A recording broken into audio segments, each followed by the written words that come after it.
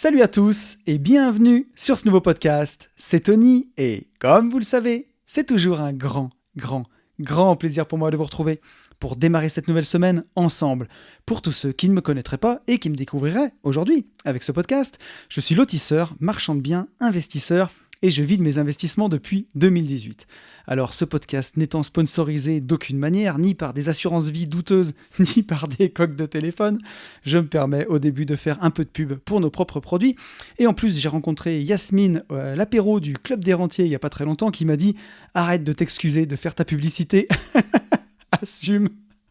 Parce que c'est vachement bien. Donc j'assume, on a vraiment des super produits, à commencer par un livre qui s'appelle Riche de liberté, dans lequel je vous explique comment vous aussi, vous pouvez réussir à atteindre votre indépendance financière grâce à la division foncière en faisant ce qu'on fait au quotidien, mon associé Benjamin et moi, et ce qu'on a fait d'ailleurs toute la semaine puisqu'on a balancé 5 offres et on n'arrête pas. Voilà, c'est des divisions de terrain, des détachements de parcelles et jusqu'à faire des lotissements complets. La promesse de ce livre, c'est d'arriver à dégager chaque année au minimum 50 000 € de marge pour pouvoir en vivre, pour pouvoir dire ciao patron et passer plus de temps sur ce qui vous intéresse vraiment. Ce livre, il est dispo sur notre site, donc www.abinvest.net/boutique, ou alors vous allez sur mon Instagram, vous tapez @unevie-de-liberté, et c'est là où vous allez me voir dans mes aventures. Vous avez dans les stories à la une un avant-goût de tout ça, de la division foncière, puisqu'il y a des stories travaux où vous pouvez voir des pelleteuses creusées et des lotissements se créer. Si vous avez envie d'aller encore plus loin avec nous, on a une formation qui s'appelle Division foncière expert qui permet vraiment de se lancer en sachant tout. On a même créé un mastermind aujourd'hui qui est complet pour cette année où on a 8 investisseurs chevronnés qui sont en train de bosser pour sortir leur première opération d'aménagement foncier. Si vous avez envie d'aller encore plus loin avec nous, on a aussi des formations pour vous apprendre à améliorer vos finances perso, pour apprendre à investir en bourse, grâce aux ETF notamment, pour apprendre même à faire de la crypto avec notre pote Max. Et on a une formation qui regroupe tout ça, qui s'appelle Global Invest, que j'ai développé avec mon ami et camarade Yann, des Gentlemen Investisseurs. Donc voilà, qui va bientôt revenir au CPF. Et là, je crois qu'on a tout dit. Et donc, merci d'avoir écouté. Et on se retrouve tous les 15 jours dans ce podcast, qui s'appelle, lui aussi, Une vie de liberté, et dans lequel on apprend ensemble comment être plus libre dans nos poches, parce que oui, il faut un peu d'argent pour s'en sortir et pour profiter de tout ce que ce monde a à nous offrir, mais on apprend aussi et surtout comment être libre dans sa tête, puisque dans ce domaine, j'étais pas bien équipé au départ, et donc j'ai beaucoup travaillé, et aujourd'hui je suis quand même pas mal, on va dire. Voilà, je suis très heureux, j'ai une belle vie et c'est ce que j'ai envie de partager avec vous tous les 15 jours dans ce podcast.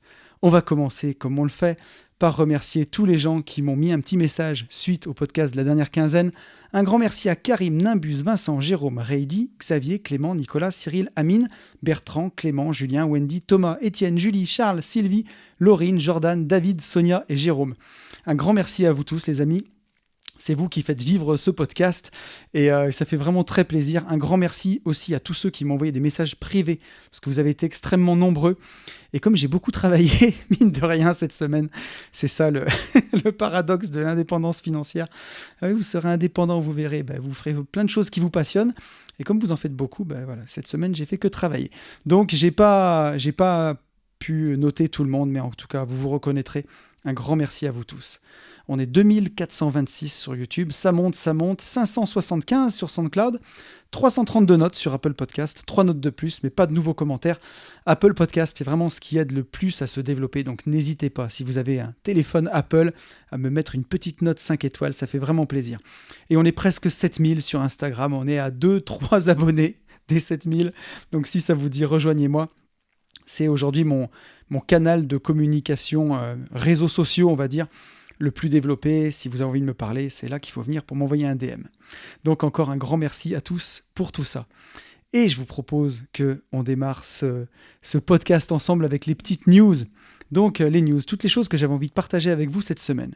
J'ai eu la chance d'assister au concert de Booba au Stade de France. Donc Booba, qu'on aime ou qu'on n'aime pas le rap, c'était un concert qui était vraiment fou. Il a réussi à réunir 81 000 personnes au Stade de France après 28 ans de carrière pour le coup. Ça fait 22 ans qu'il sort des albums, mais il y a 28 ans de carrière.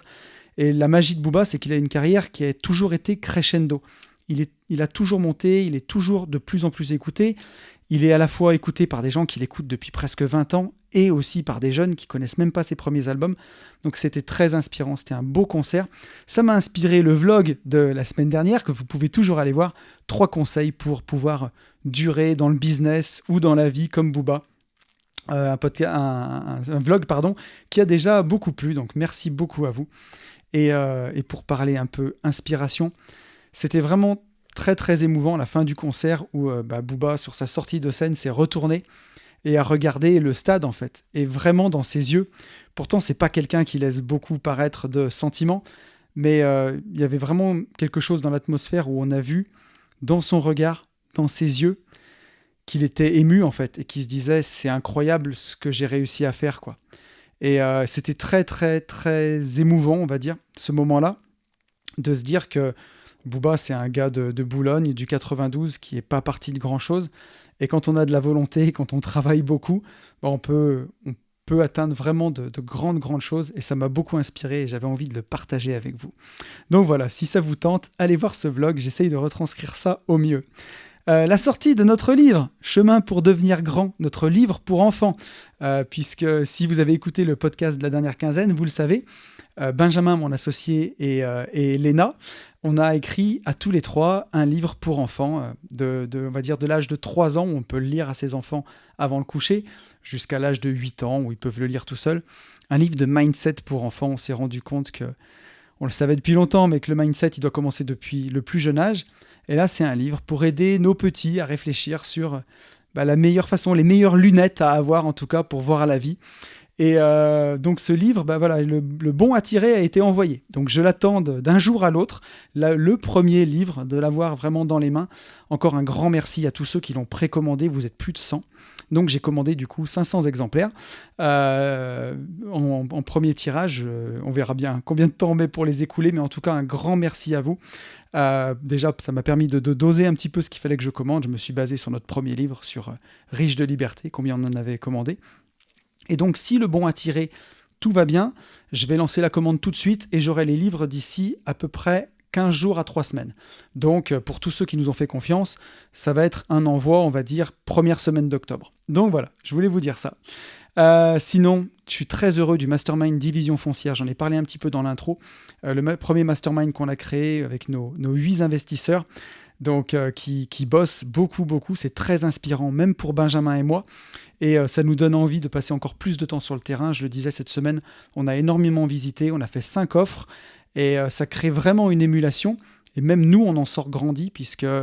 Voilà, on avait déjà trouvé pas mal d'opérations pour cette année, donc on se disait, bon, on est bien, puis finalement, ça nous donne envie de retourner au charbon et d'aller en chercher encore plus. Donc il y a une émulation qui est excellente, et le premier mastermind physique aura lieu le vendredi 16 septembre, donc je pense que je vous ferai un vlog pour ça. Je vais filmer un petit peu la journée, je ferai parler les participants, et ce sera le sujet du vlog pour vous le faire vivre aussi. J'avais encore 2 petites choses que j'avais envie de partager avec vous. On peut augmenter un petit peu la taille pour le mastermind Race and Business. Donc Race and Business, c'est la conduite sur piste de voitures Caterham. Ça va se passer sur le circuit d'Alès. C'est du 26 au 28 octobre. Donc une journée sur piste, une journée de séminaire avec des interventions de Yann, de Ben et de Fab, notre coach PNL préféré, notre pote Fab. Et bien sûr, on va habiter tous ensemble pendant 2 jours. J'ai loué une très belle maison à côté d'Alès. Ça va être vraiment magnifique. On va passer un très bon moment. Et donc, il reste 2 places. Enfin, je peux augmenter la capacité de 2 places si ça vous dit, puisque le voyage moto est complet. Le Noël des gentlemen, enfin le Noël, on va dire. La soirée gala cabaret du 26 novembre est complète aussi. On est plus de 160. J'ai réussi à peut-être augmenter de 2 places pour ce séminaire-là. Donc, si ça vous dit, n'hésitez pas. Et la dernière chose que j'avais envie de partager avec vous, c'est que je suis en train de lire un livre qui m'inspire beaucoup en ce moment. C'est l'autobiographie de Travis Barker. Alors vous ne le connaissez peut-être pas, c'est le batteur du groupe Blink-182. Si vous avez eu 20 ans au début des années 2000, c'est forcément un groupe que vous connaissez, Blink-182. C'est vraiment trop cool. Et d'ailleurs, j'avais fait un super podcast que j'avais beaucoup aimé qui s'appelait What's My Age Again sur la nostalgie, si vous avez envie d'aller le chercher. Et Blink, c'est un des groupes qui me rend très très nostalgique. Et la star de ce groupe, le plus connu, c'est le batteur. Alors souvent dans les groupes de musique, c'est pas le batteur le plus connu. Et là pour le coup, c'est Travis Barker. C'est un des plus grands batteurs du monde, hein. Je crois que dans Rock and Folk, ils l'ont classé, en tout cas dans les 100 plus grands batteurs du monde. C'est quelqu'un qui a toujours travaillé. Et dans le livre, c'est absolument incroyable parce qu'il commence à se faire des tatouages déjà à l'âge de 16 ans. Et donc ses parents disent trop rien tant que ça peut se cacher. Et un jour, à 18 ans, il revient avec un tatouage dans le cou. Et son père lui dit « Mais tu pourras jamais trouver de travail maintenant, c'est foutu avec un tatouage dans le cou. » Et là, dans le bouquin, il dit « Ben voilà, c'est exactement ça. Quand ils m'ont dit ça, j'ai eu le déclic. Et je me suis dit, je vais me faire tatouer tout ce qui est visible pour que plus jamais je ne puisse faire un travail normal et que je me laisse aucune autre chance que de devenir batteur dans un groupe professionnel. » Et avec le succès qu'on a connu, Blink, c'est un succès incroyable. C'est des millions d'albums vendus, c'est des tournées dans le monde entier. Donc j'ai pas fini le livre, puisqu'en 2008, si je dis pas de bêtises, il a eu un gros accident d'avion où il a failli mourir. Il a dû se reconstruire derrière, donc je pense que la suite du livre va être aussi très inspirante. Mais j'ai beaucoup aimé ce passage-là, puisque ça donne un petit écho à cette réflexion de brûler ses bateaux, quelque part. Alors je vous dis pas que pour quitter la rat race, il faut aller vous tatouer le visage, hein. Surtout que lui, c'est à peu près la seule partie qu'il n'a pas tatouée, quoi. Mais en tout cas, il s'est dit, voilà, si je me fais des tatouages dans le cou, sur les mains, sur les avant-bras, il y a un moment, plus personne m'embauchera et je serai obligé de percer dans le rock, quoi. Donc aujourd'hui, c'est un petit peu moins vrai, ça c'était il y a 20 ans. Aujourd'hui, les tatouages, c'est beaucoup plus démocratisé et il y a beaucoup de gens qui ont des tatouages très visibles. Donc il faut remettre ça aussi dans l'époque. Mais je trouvais que c'était une belle réflexion qui nous fait réfléchir aussi, de se dire, quand on veut quitter son job, on veut la ceinture, les bretelles, et tout ce qui va bien. Et il y a des fois, il faut juste en fait se lancer et se dire, mais faire comme s'il n'y avait pas de plan B en fait. Parce que dès qu'il y a un plan B, voilà, on l'a en ligne de mire et ça va nous polluer le mental et ça va peut-être nous laisser une petite porte de sortie. Un peu comme dans le sport, quand on veut atteindre un objectif, dans le crossfit par exemple, faut pas s'autoriser à se dire qu'on peut arrêter sa série, même si ça fait mal, même si c'est dur. Faut poursuivre. Donc, je trouvais que c'était une réflexion, en tout cas, qui était très intéressante. Et d'ailleurs, en parlant de CrossFit, je vais en parler un petit peu, puisque Thibaut, mon cher camarade de Bye Bye Patron, a fait un podcast entier sur sa perte de poids. Donc, comme j'avais parlé de défi Summer Body en rigolant, je vais vous donner un peu des updates. Donc, j'ai perdu, si je dis pas de bêtises, 7 kilos déjà. Et il y a une part de mindset, hein. C'est pas juste un tuto beauté, mais c'est pour dire que cette année, en tout cas début d'année, je me suis vraiment fixé de remettre ma santé au premier plan. Donc dans ma liste d'objectifs de l'année, j'avais toujours mes objectifs perso, mes objectifs finance, business. Là, toute la partie perso, je l'ai mis tout en haut de la liste en fait. Et donc dedans, il y avait passer mon brevet de pilote. Donc là, j'ai mes 2 premières leçons qui sont réservées. Il y avait justement perdre du poids et revenir à mon poids de forme. Et aujourd'hui, il doit me rester à peu près 3 ou 4 kilos pour revenir à mon poids de forme. Et ça me fait vraiment plaisir puisque voilà, je commence à retrouver des performances et un physique que j'avais il y a à peu près, avant que je me blesse, avant mes hernies cervicales en 2016, physique que j'avais à peu près en 2015. Donc je suis très très content. Et pour ça, je suis passé de 3 séances de sport à 4 séances. Et donc, quoi qu'il arrive, c'est aujourd'hui ma priorité. Je fais mes 4 séances de sport par semaine, donc 4 séances de CrossFit. La semaine prochaine, je suis en J'irai investir chez vous. Je suis chez Marion, si tu écoutes ce podcast. Je pars à Nantes, donc il y a 2 jours où je ne pourrai pas m'entraîner. Je vais reporter les séances sur les autres jours. Mais c'est dans ma priorité, au même titre que j'ai ma routine d'annonce sur le Bon Coin tous les matins. Voilà, j'ai mon sport 4 fois par semaine et j'en ai vraiment fait une prio. Et il y a une deuxième chose mindset qui est chouette à partager avec vous à ce stade, c'est que avant je m'entraînais 3 fois par semaine et dès que je faisais un petit écart sur la nourriture ou dès qu'il y avait une séance qui sautait malheureusement et que j'avais pas le temps de la remplacer, finalement je m'entraînais 2 jours sur 7, entre 2 et 3 jours sur 7. Aujourd'hui, en étant passé à 4 séances par semaine, il y a 7 jours dans une semaine, donc quoi qu'il arrive, je passe plus de temps à m'entraîner qu'à ne pas m'entraîner. En tout cas, plus de jours à m'entraîner qu'à pas m'entraîner. Donc on va dire ma norme, c'est plutôt une journée avec entraînement qu'une journée sans entraînement. Et je trouve que cette leçon mindset de, sur une semaine, plus faire quelque chose que ne pas le faire, c'est ce qui aide vraiment à progresser. Je le vois en sport, cette 4e séance, c'est juste une séance de plus par semaine, mais au point de vue physique, perte de poids, sentiment de bien-être, elle fait énormément la différence. Et je pense que ça doit être pareil pour tout. Moi, ma routine d'annonce sur Le Bon Coin, elle est quotidienne. Il n'y a pas de samedi, il n'y a pas de dimanche, il n'y a pas de jour férié. Je reçois les annonces tous les matins et tous les matins, je passe un quart d'heure à les trier. Quoi qu'il arrive, donc je passe fatalement plus de temps à le faire qu'à ne pas le faire. Je le vois aujourd'hui sur les contenus. Aujourd'hui, j'ai un podcast avec Yann par semaine, un vlog et j'ai un épisode d'une vie de liberté sur 2. Et avec la préparation de ces podcasts, plus les autres contenus que je vais produire sur Instagram, je passe plus de temps à travailler, en tout cas de jours à travailler qu'à ne pas travailler. Et je pense que c'est ce qui fait la différence et c'est ce qui fait qu'on s'améliore.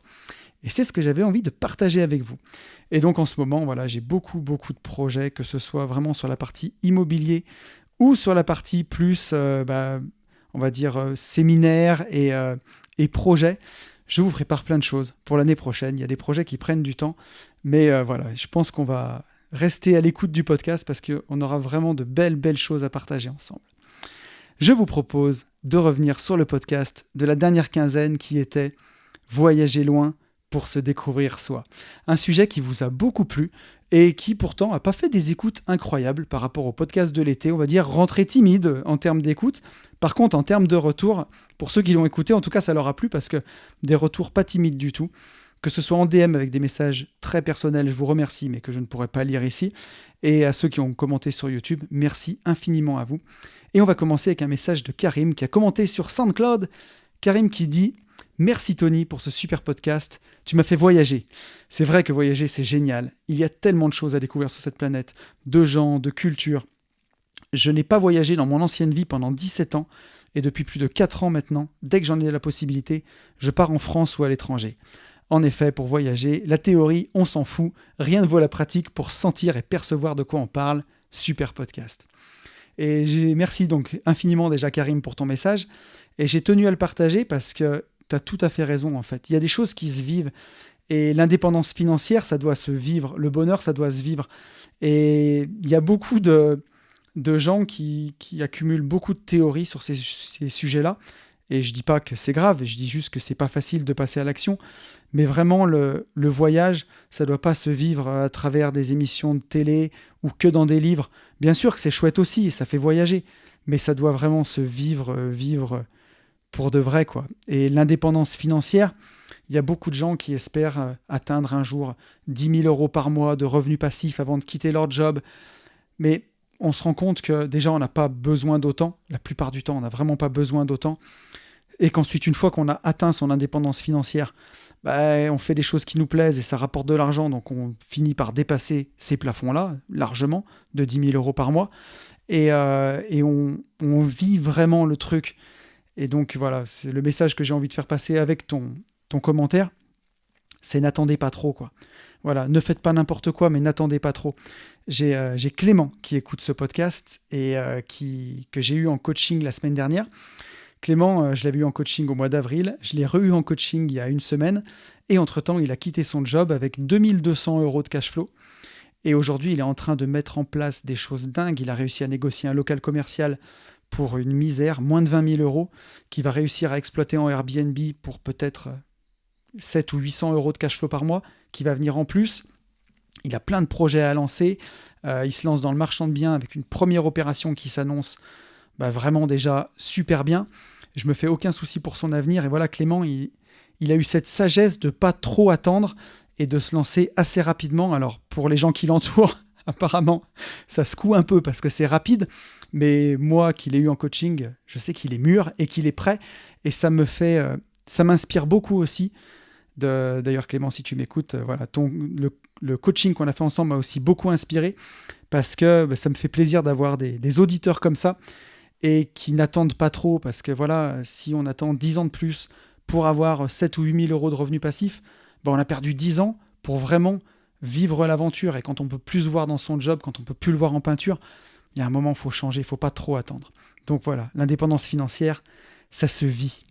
On a un message de Jordan. Jordan qui nous dit « L'avion a un thème qui m'intéressait et je n'avais pas tous les arguments. Et j'ai trouvé des arguments très très bons. » Jordan qui nous dit « L'avion, c'est la bête noire des écologistes. L'aéronautique est responsable de 1,5 à 2% du CO2 émis chaque année. Et niveau infrastructure, tu as besoin de 2 km de goudron au départ et à l'arrivée. Rien de comparable avec les 36 millions de kilomètres de route dans le monde. Il faut déculpabiliser les gens, et peut-être ne pas les pousser à surconsommer des choses inutiles. Toujours un bon podcast, plein d'émotions, tu m'as fait voyager. Déjà, merci à toi, Jordan, pour ton message. Et effectivement, le but ici, c'est pas de culpabiliser les gens ou de pas décomplexer sur l'avion non plus, dire de faire n'importe quoi. Mais ça permet d'avoir aussi un autre regard, puisque j'en parlais dans le podcast précédent, mais l'idéologie écologiste, elle est vraiment teintée d'anticapitalisme, alors que moi, je suis vraiment convaincu qu'on peut à la fois avoir des industries qui sont économiquement rentables et qui sont respectueuses de l'environnement. Il faut juste arrêter d'opposer les choses et il faut essayer de réfléchir dans ce sens-là. Pour moi, on peut avoir les deux. Et effectivement, on ne le voit pas toujours, mais oui, les routes, le goudron, et 36 millions de kilomètres de routes dans le monde, ça aussi, quelque part, c'est polluant.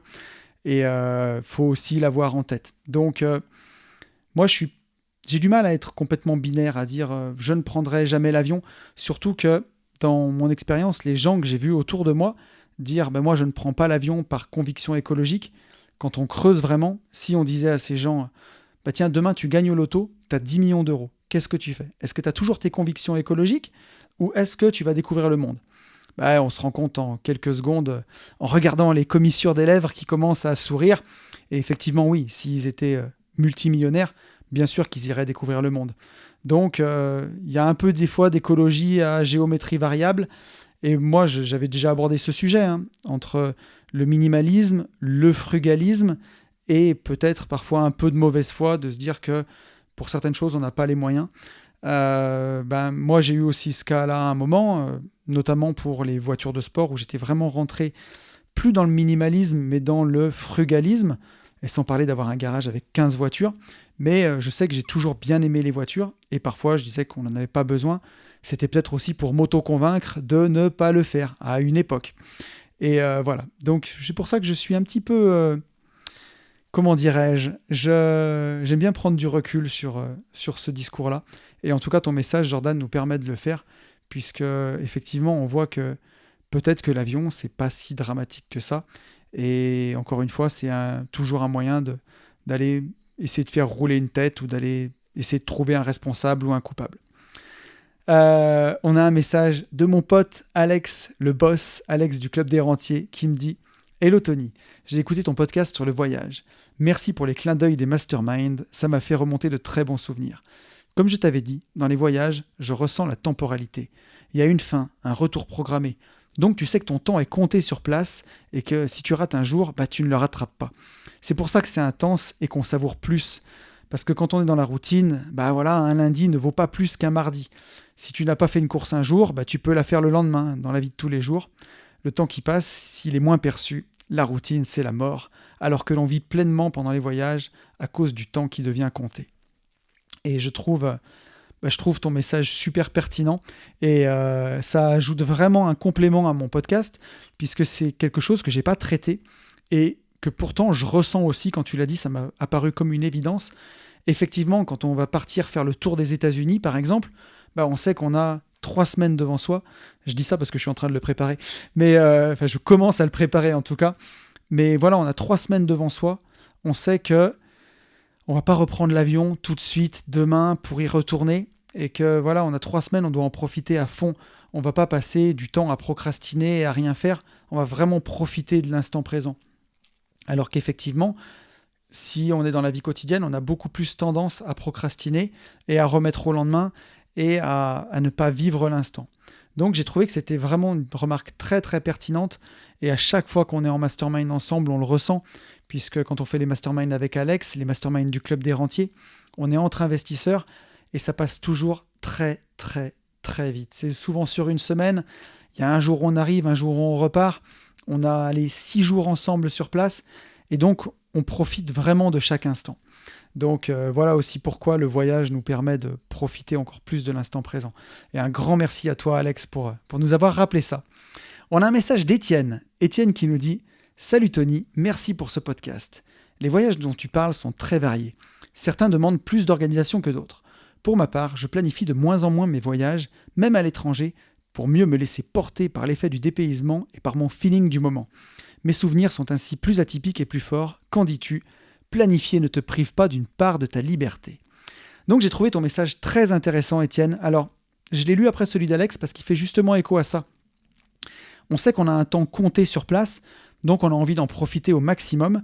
Et si on ne planifie rien, est-ce qu'on profite plus ou moins ? Moi, ma réponse, c'est un petit peu ça, c'est de te dire que pour moi, la liberté, c'est avoir le choix. Et tu vois, dans certains pays, quand tu vas les visiter, il faut réserver à l'avance pour avoir des activités. Je vais te prendre l'exemple de Londres. Il y a on va dire le parc Harry Potter. Si tu ne réserves pas 3 mois à l'avance, tu ne peux pas le faire. Sur place, tu ne peux pas prendre de place. Tu es obligé de le réserver à l'avance. Et même si tu décides de payer cher, généralement, c'est complètement plein. Donc, si tu ne le planifies pas, tu le fais pas, quoi. Voilà. Donc, est-ce que tu as vraiment le choix une fois sur place ? Tu n'as plus le choix de le faire ou pas, puisque tu ne l'as pas pris. Alors que si tu l'as réservé, tu as le choix, une fois que tu es sur place, d'y aller ou pas. Donc voilà, moi je trouve que la liberté, ça rime toujours avec responsabilité, ça rime pas avec sécurité, et ça rime pas avec non plus faire n'importe quoi. La liberté, ça rime avec responsabilité. Tu vois, si je te dis aujourd'hui je suis libre, je peux aller traverser l'autoroute en courant, ma liberté, elle serait un peu éphémère, tu vois. Je sais que je peux le faire, mais je prends la responsabilité de ne pas le faire, tu vois. Donc, c'est à nous de voir, en fait. Si tu rates le truc à voir dans le pays parce que tu l'as pas prévu, c'est quand même moche, tu vois. Le Grand Canyon aux États-Unis, si tu peux le parcourir en hélicoptère, ça doit être fantastique. Je pense que ça se réserve pas. Faudrait demander à Thibaut qui est parti là-bas. Mais mettons que cette activité-là se réserve. Si tu pars là-bas et que tu l'as pas réservé et que tu peux pas le faire, tu auras aussi des regrets. Est-ce que vivre avec des regrets, c'est être libre ? Je suis pas sûr, tu vois. Ça va pas bien ensemble. Mais par contre, je suis d'accord avec toi. Il faut pas non plus se faire un planning à la minute et à la minute. Sinon, à quel moment tu te laisses porter par la magie du moment ? Tu vois, quand on a visité Londres avec ma grande fille, je savais tout ce que je voulais aller voir. Je m'étais fait une liste sur mon téléphone et je m'étais programmé à peu près les journées. Et normalement, tout ce qu'on avait vu pouvait se visiter, tu vois, d'ici à peu près entre le matin et 15 heures. Comme ça, je savais que si on découvrait un truc cool, on pouvait le faire. Si on voulait flâner ou dormir même 2 heures dans un parc, ce qu'on a fait un moment, on pouvait le faire. Et on laisse de la place justement à la magie du moment. Mais planifier, ça permet aussi justement de faire les choses qui sont essentielles. Donc, faut un mix des deux, selon moi. Et on va prendre un dernier message de Thomas. Thomas, je vais juste le lire parce que c'est une recommandation de lecture que je ne connaissais pas et que j'ai pas lu non plus. Donc voilà, vous me direz si c'est bien en tout cas. Et moi, je me le suis noté sur ma liste des prochains livres. Thomas qui nous dit « Super vidéo ». Sinon, pour ceux qui, comme moi, avaient peur de voyager seul, je vous conseille vraiment le livre « Pourquoi tu dois voyager seul ?» Pourquoi tu dois voyager seul de Baptiste Morisset. C'est ce qui m'a fait sauter le pas pour voyager seul. Donc un grand merci à toi Thomas pour ce partage et je vous invite vraiment à lire ce bouquin parce que moi ça m'inspire rien que le titre, donc je vais moi-même me le commander. Et on va passer au sujet de la semaine. Alors le sujet de la semaine, c'est un featuring, c'est une interview de Jean Larue. Jean Larue, Tonton Jean, donc un featuring de Tonton cette semaine. Alors qui est Jean Larue ? Jean, moi je le connais depuis 2006. C'est un acteur, vraiment un activiste même du milieu de la musculation au naturel en France. Donc quand je dis au naturel, c'est sans produits dopants, comme Rudy Koya, que j'avais reçu dans le podcast aussi. Rudy qui m'avait aidé à l'époque à me lancer sur Internet. Donc on a commencé à la même époque, en fait, quand moi j'ai vraiment découvert la musculation en 2004-2005 sur les forums. Jean avait un site qui s'appelait All Musculation. Alors, il nous explique tout dans le podcast, il y en avait un encore avant tout ça. Et à l'époque, je pratiquais une méthode de musculation au poids de corps. Il y avait eu un article sur cette méthode et Jean avait utilisé mes photos pour illustrer l'article. Donc on se connaissait déjà un petit peu depuis longtemps. Et j'avais envie de le recevoir dans le podcast puisque récemment, il a remis tout son business à plat. C'est vraiment un entretien passionnant parce que Jean, depuis des années et des années, il a vraiment créé tout un écosystème et il a récemment dû tout rebâtir de zéro. Donc c'est vraiment, vraiment très, très intéressant, un podcast passionnant. Encore un grand merci à toi, Jean, de l'avoir partagé avec moi. Je ne vais pas en dire plus. Je vais vous laisser en compagnie de Jean et je vous retrouve juste après. Et je vous retrouve en compagnie de Jean. Comment tu vas ? Ça va très bien, merci beaucoup de m'avoir invité, super sympa. Écoute, c'est un plaisir parce que ça fait Ça fait des années que je te suis, des années que je te connais. On avait parlé tous les 2 sur les réseaux. Tu avais à l'époque de ton premier site fait, un petit bout d'article sur, une méthode de musculation au poids de corps que je pratiquais à l'époque Ah! et tu avais illustré, ton article avec une photo de moi, à l'époque et ça, je crois que ça D'accord. remonte à 2006 ou Ah 2007. oui, c'est pas jeune effectivement. Ouais, ouais, c'était à nos Ouais, ouais. débuts. Mais tu sais, je dis plus mon pseudo de l'époque pour, tu sais, pour les détectives d'internet maintenant, Ouais. parce qu'il y en a il y en a trop. Mais ouais, ça fait des années et des années que je te suis dans le domaine de la muscu où tu es devenu une référence avec le temps et donc c'est un plaisir pour moi de Ouais, je sais pas si je suis une référence, mais bon, en tout cas, voilà, j'essaie d'aider un peu les gens, quoi. ouais, bah, c'est plutôt réussi, mais on va avoir, beaucoup de temps pour en parler tous les 2. Pour tous les gens qui te connaîtraient pas, est-ce que tu peux, te présenter? Comment tu te présenterais? Ah, bah, Jean Larue, 42 ans, je fais la muscu depuis 98. Je me suis mis à la muscu parce que j'étais très très maigre. Ouais, C'est quelque chose dont j'ai beaucoup souffert toute mon enfance, adolescence. Donc en gros, naturellement, c'est-à-dire sans musculation, ouais, on va pas dire naturellement sans produit dopant, parce que j'en prends pas bien entendu, mais ouais, naturellement, donc sans musculation, je fais 20 kilos de moins que ce que je fais pour l'instant. ouais, C'est-à-dire que je fais dans les à peu près 55 kilos normalement pour 1m75. OK, Et puis là, avec la muscu, je fais dans les 75 kilos pour 1m75. Voilà, donc je pratique depuis plus de 20 ans. J'ai créé mon site et mes sites d'ailleurs il y a une vingtaine d'années. ouais, Mais à la base, c'est pas du tout mon métier, puisqu'à la base, j'ai un bac plus 5 en chef de projet informatique. Voilà, donc à OK. la base, je suis vraiment dans l'informatique. Bac+5, tu es ingénieur? Alors, je suis pas ingénieur parce que j'étais pas dans une école d'ingénieur, mais oui, c'est D'accord. ce type de diplôme-là, ouais. Ouais, ouais, tout à Ouais, fait. ouais, OK, OK. Il y a beaucoup d'ingénieurs dans le finalement, tu vois, c'est rigolo, mais moi, j'avais fait des études d'ingénieur, en tout cas des bac+5 dans des domaines techniques. Ouais. J'en ai reçu un paquet dans le podcast, finalement. Ouais, mais c'est vrai que c'est des études qui mènent à plein de choses différentes. Et d'ailleurs, c'est peut-être un message. Allez, je fais direct une digression, tu vois. Je te pourris Vas-y, ton intro d'entrée. je t'en Mais c'est vrai prie. que je trouve que c'est un super message d'ailleurs à faire passer aux gens qu'il faut pas rester bloqué sur son diplôme. Ouais, Parce que le diplôme, ouais, c'est très très bien, mais on peut faire tout à fait autre chose aussi, quoi. Voilà. ouais, complètement. Bah, tu vois, enfin, c'est quelque chose aussi, comme tu dis, que je répète dans le podcast. Moi, j'ai un diplôme d'ingénieur en génie physique, tu vois, à la base. Et aujourd'hui, je fais marchand de biens, tu vois, je découpe des terrains, je fais des lotissements. Donc ça a vraiment, bah, rien à voir, mais ouais, il faut pas rester, c'est pas parce qu'on t'a collé un tampon ou une étiquette, Carrément. quand tu avais 17 ou 18 ans que tu dois faire ça toute ta vie. Et donc justement, alors à l'époque où on s'est connus, moi aussi je m'étais mis, tu vois, dans la musculation. Je crois que j'ai commencé en 2004 ou 2005 et ton premier site, All Musculation, bah, c'était un des sites que je suivais parce que tu faisais partie des premiers forums du net, Ouais. à l'époque où, on n'était pas encore sur Facebook et tout ça et ça existait pas. Non, ça existait pas. Ouais, voilà. On était sur les forums et du début de ta passion de la muscu où tu as découvert ça, enfin, tu vois, moi, j'ai découvert la muscu, j'ai adoré, mais je suis pas allé jusqu'à créer un forum ou quoi. Comment ça s'est passé pour toi, la genèse de tout ça au départ? Waouh, bonne question. Au tout début du tout début, quand j'ai créé mon premier site, c'était pas All Musculation, d'ailleurs, c'était Easy Muscu, qui existe toujours. OK, Ça, c'est vraiment le tout premier que j'ai créé pendant mes études. Donc, on se remet, on est en 2001, je crois. ouais, En 2001, quand on se connectait sur Internet, c'était avec des modems 56K qui faisaient pi, pi, pi, pi, pi, pi, pi. Voilà, il n'y avait pas d'ADSL, il n'y avait pas de 4G, il n'y avait même pas 3G d'ailleurs. Il n'y avait rien du tout. Il n'y avait pas, comme tu as dit, il n'y avait pas YouTube, Facebook, Instagram, ça n'existait pas. ouais, Quand on voulait faire un site, il fallait le coder. On n'avait pas du tout. Bon, c'est juste pour resituer le contexte, hein, mais voilà. ouais, Il n'y avait pas c'était WordPress, il n'y avait pas Shopify, voilà, c'était un manuel. J'étais pendant mes études, et puis donc je faisais des études d'informatique, et forcément, j'avais des potes à côté qui créaient des sites ou comme ça pour se tester entre guillemets. Et puis ils ouais, me disaient, toi, Jean, fais un site. Je suis ouais, ok, mais je savais pas sur quoi. Et puis du coup, à un moment donné, je me suis dit, ah, voilà, ça fait 2 ans, 3 ans que je fais de la muscu. Je me suis dit, je vais faire un petit site vraiment axé débutant, 100% débutant, et c'est pour ça que je l'avais appelé du Easy Muscu. Voilà, c'était vraiment la muscu OK, pour les débutants, sans prise de tête. Et j'ai commencé comme ça en fait, voilà, tout simplement. OK, Et puis après, quand je me suis rendu compte que moi, en progressant dans ma pratique et dans mes connaissances, je commençais à avoir un peu plus de conseils que ce qui était, on va dire, vraiment 100% pour les débutants.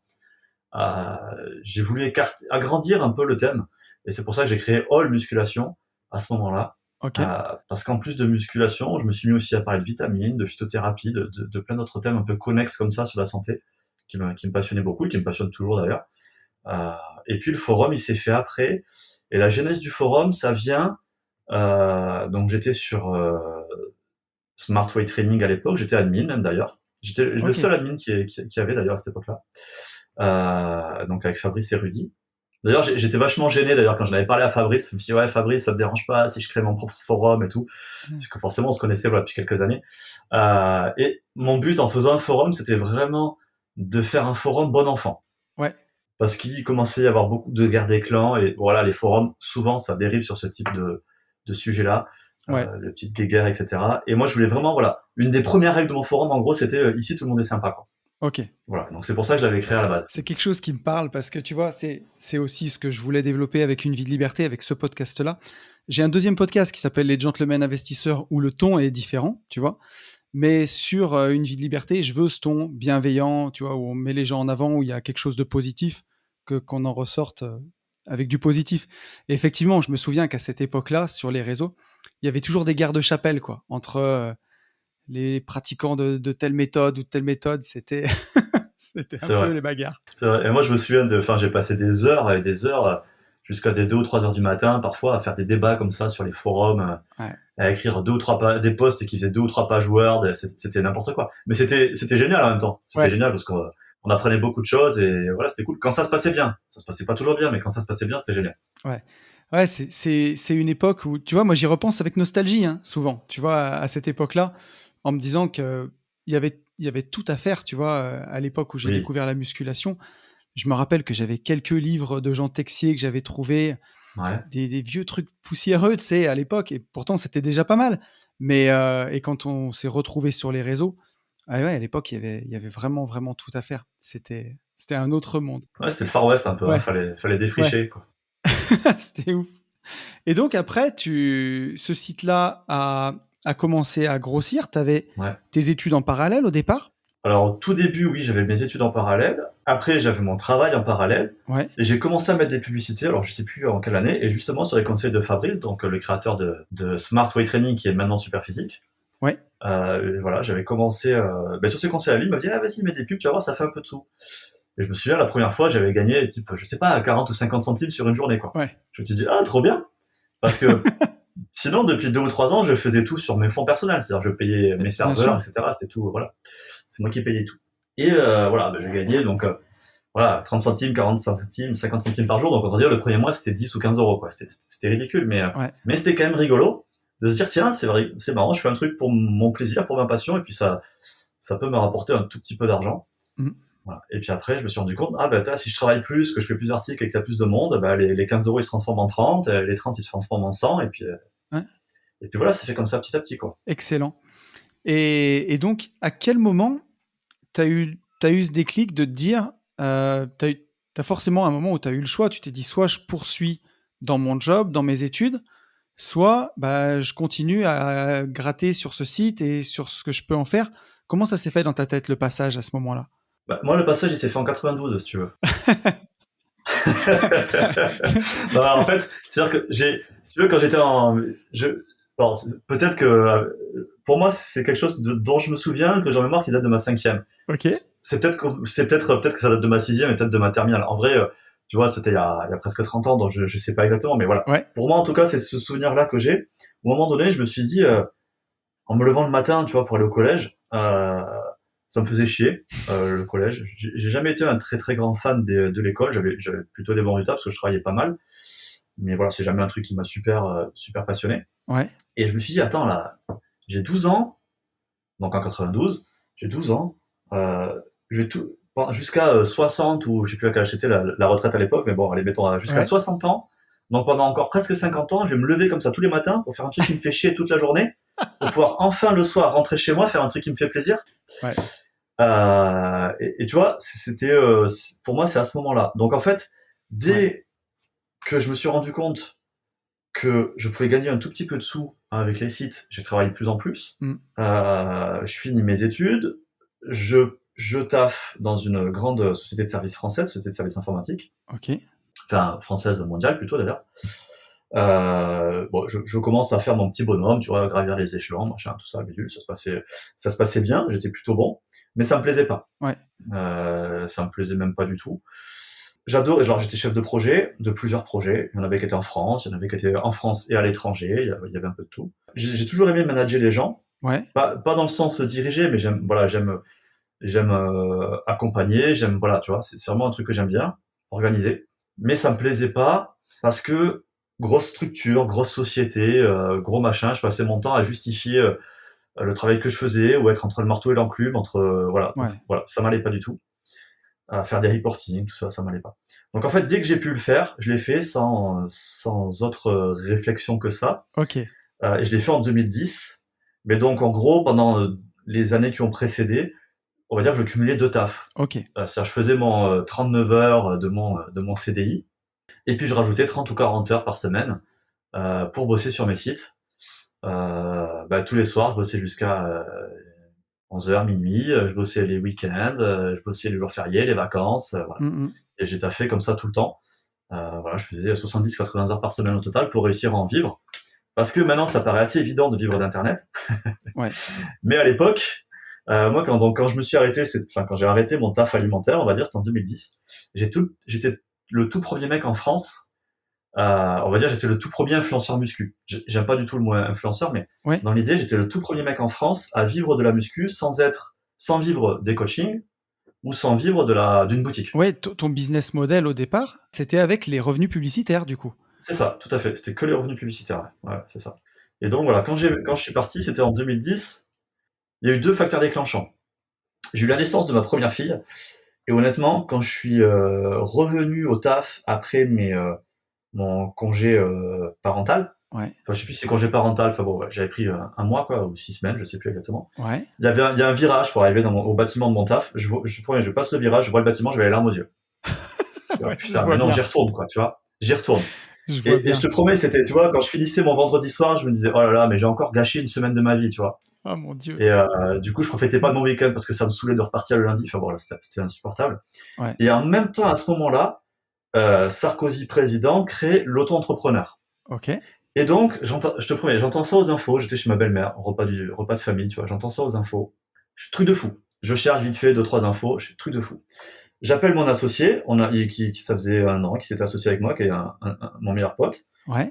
Et je lui dis, ah, j'ai vu ça, là, Sarko, il vient de lancer un truc, auto-entrepreneur. J'ai fait, bon, je dis, ouais, ça fait pas beaucoup de salaire, mais c'est pas grave, j'ai fait le truc, je peux en vivre et tout, machin, tout ça. Il me fait, ah, ok, bon, attends, demain, j'appelle le comptable. On était un dimanche, il me fait, ah, demain, j'appelle le comptable et tout, machin, et qui regarde quand même ça. Je fais, ok, on fait comme ça. Le lendemain, je vais voir mon chef au taf, je me barre, je démissionne. J'appelle Ah mon mais pote, je fais, laisse tomber le direct. comptable, de toute façon, j'ai démissionné. Direct. Parce que voilà, c'était une vie que je voulais plus, tu vois. Ouais. C'était une vie que je voulais plus, quoi. T'as pas eu d'histoire de rupture conventionnelle? Ça existait même peut-être pas encore en 2010 à Non, ça l'époque. n'existait pas. En fait, j'ai fait un congé sabbatique. Ok. Donc, tu vois, j'y suis allé, voilà, je suis allé vite, mais pas non plus comme sans parachute, on va dire, parce que Ouais. si ça n'avait pas marché, j'aurais pu retourner au travail 1 an après. Mais voilà, j'ai fait mon congé, j'ai posé un congé sabbatique, euh, donc j'ai pu le faire comme ça. Ouais. Mais tu vois, c'est souvent le déclic nos enfants, hein. Moi, dans mon ancienne vie, j'avais une entreprise de travaux publics où je passais tout mon temps. C'était hyper chronophage. C'était vraiment l'enfer. Et je bâtissais mon indépendance à côté. Alors moi, de mon côté, par mes investissements. Ouais. Et vraiment, tu vois, en 2016, mes filles avaient 6 et 8 ans. Et tu vois, je les voyais grandir. Et c'est un jour, en regardant des photos sur mon iPhone, je dis, mais c'est pas possible. Les photos qui ont 2 ans, de les voir avoir tellement grandi. Et je me suis dit, mais là, il faut que je me Ouais, bouge d'accord. et il faut que je change de vie, quoi.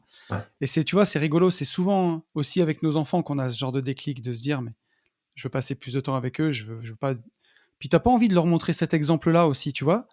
Euh, Ouais, les enfants, je ils vois. Mais apprennent. c'est vrai que du coup, ouais, moi, alors je vais passer pour un mauvais père, mais pour le coup, c'était pas pour l'avoir plus, tu vois. C'était Ok. plus vraiment le côté d'avoir coupé pendant plusieurs semaines du travail, Ouais. ce que j'avais jamais fait sur une aussi longue période, tu vois. Ok. Et en y retournant, ça m'a remis, tu vois, un coup au moral dur.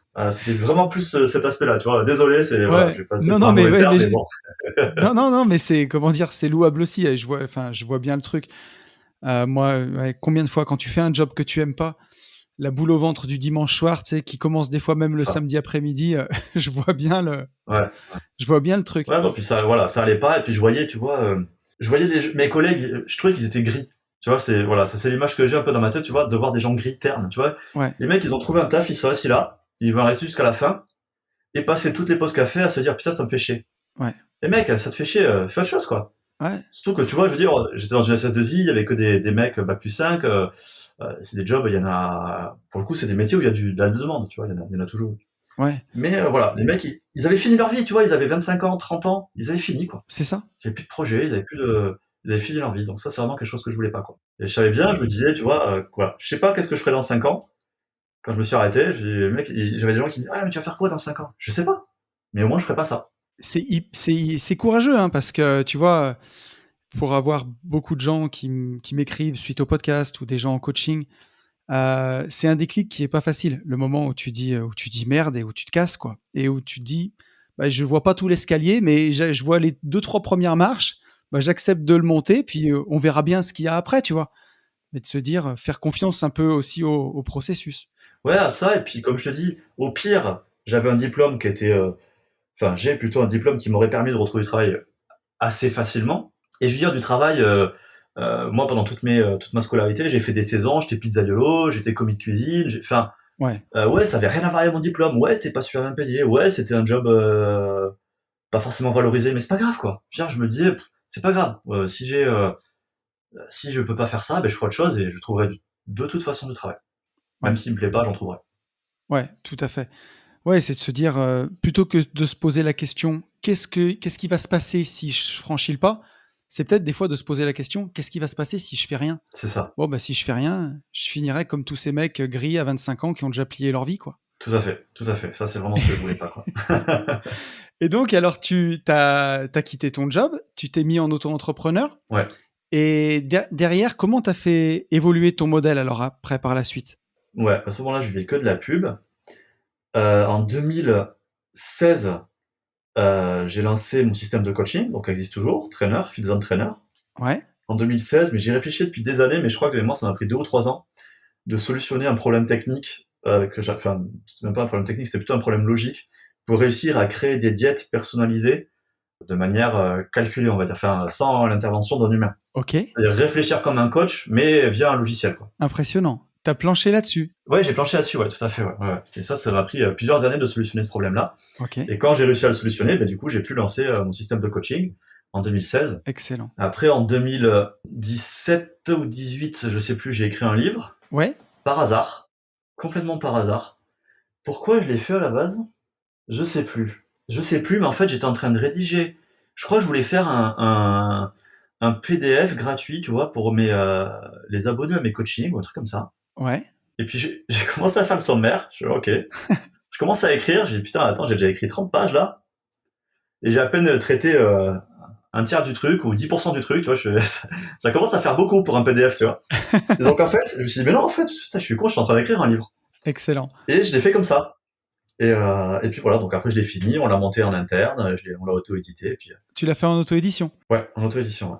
Donc là, à ce moment-là, j'avais une petite équipe, on était 4 ou 5 ou 6, je sais plus dans l'équipe, quoi, tu vois? Ouais, d'accord. Ouais, ouais, tu avais vraiment commencé, enfin, tu avais vraiment structuré derrière. Oui, oui, oui. En fait, depuis, 2010, en 2010, on était, moi plus un apprenti. En 2012, on était, bah, il y a mon associé qui nous a rejoints et l'apprenti, il était passé salarié, je crois, un truc comme ça. OK. Donc on était 3 et puis après voilà, on a petit à petit tous les ans ou tous les 2 ans, on embauchait une personne de plus, quoi, tu vois? Ouais, donc c'est vraiment intéressant. Puis après tu as grossi, tu as fait les compléments alimentaires aussi? Ouais, après du coup 2018, j'ai lancé ma gamme de compléments alimentaires, AM Nutrition. En fait ça faisait des années que je voulais le faire aussi, mais j'en voyais et ça faisait des années d'ailleurs que les gens me le demandaient suite à toutes mes vidéos de tests de produits. Ouais, J'avais fait des centaines de vidéos comme ça de tests de produits, de reviews. Je l'avais pas fait pour une raison simple, c'est que je voyais pas quoi faire de différent par rapport à ce qui existait déjà. OK, Et je voulais pas faire juste une marque de plus. Et je me fournissais personnellement beaucoup chez Nutrimuscle. OK, Et si j'avais lancé une marque, ça aurait ressemblé beaucoup à ça. Je me suis dit, pas d'intérêt de faire un truc qui existe déjà. ouais, Et fin 2017, si je me mélange pas les tuyaux, Nutrimuscle annonce qu'il ferme. OK. Je me dis, oh putain, ben, bim, le truc. Je me suis dit, déjà, moi, je vais me faire avoir parce que j'aurais plus les produits que j'avais avant. Je pouvais plus en Ouais, acheter. Et puis, c'est le créneau que je voulais qui se libère, quoi. OK. Et ce qui me permet, bah, de lancer une marque sans faire la même chose qu'un truc qui existe déjà, quoi. Parce que Ouais, ça a ouais. été plus pour le coup pour les remplacer que pour les concurrencer, quoi. Ouais, c'est ça, la philosophie de la marque te plaisait bien et Ouais, Tu voulais pas faire un deuxième truc qui était exactement pareil, quoi. c'est ça, c'est ça. Bon, finalement, ils ont pas fermé. Ils ont été revendus OK. ou rachetés, ça dépend de quel côté tu te places. Ouais. Mais moi, entre-temps, j'avais pas mal avancé. J'avais aussi vu des différences par rapport à finalement au modèle Nutrimuscle et aux produits. Et donc du coup, bah, même si on n'avait pas encore fini de lancer, quand on a su qu'ils fermaient pas, bah, on a quand même continué quoi. OK.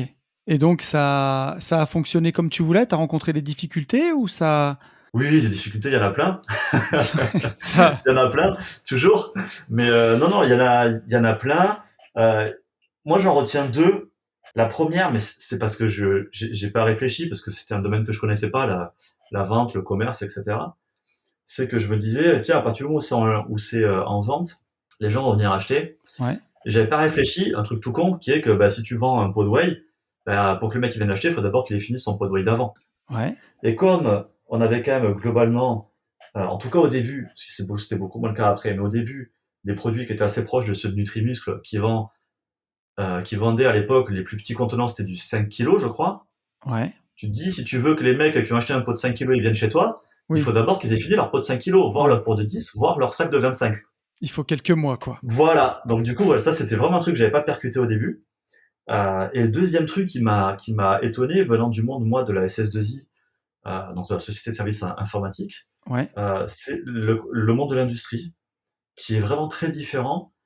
Et alors, je vais peut-être m'attirer des foudres par les mecs qui vont m'écouter, mais je vais pas faire une généralité, mais en tout cas, moi, j'ai eu beaucoup de personnes qui s'en foutaient. Pour faire simple, le mec, il a un problème, 16h30, le problème pas résolu, il s'en fout, il a fini sa journée, il se casse, quoi. ouais, Alors, le mec est pas cadre, le mec a pas d'heures sup, voilà, il y a d'autres, il y a des raisons, si tu veux. Mais c'est vrai que moi, ça m'a surpris venant du monde du SS2I où on partait qu'on avait fini, tu vois, ouais, et voilà. Et puis toutes ces problématiques-là que la machine elle est cassée, le camion il a crevé, voilà, plein de trucs. Les mecs ils tiennent pas leur délai, ils s'en foutent.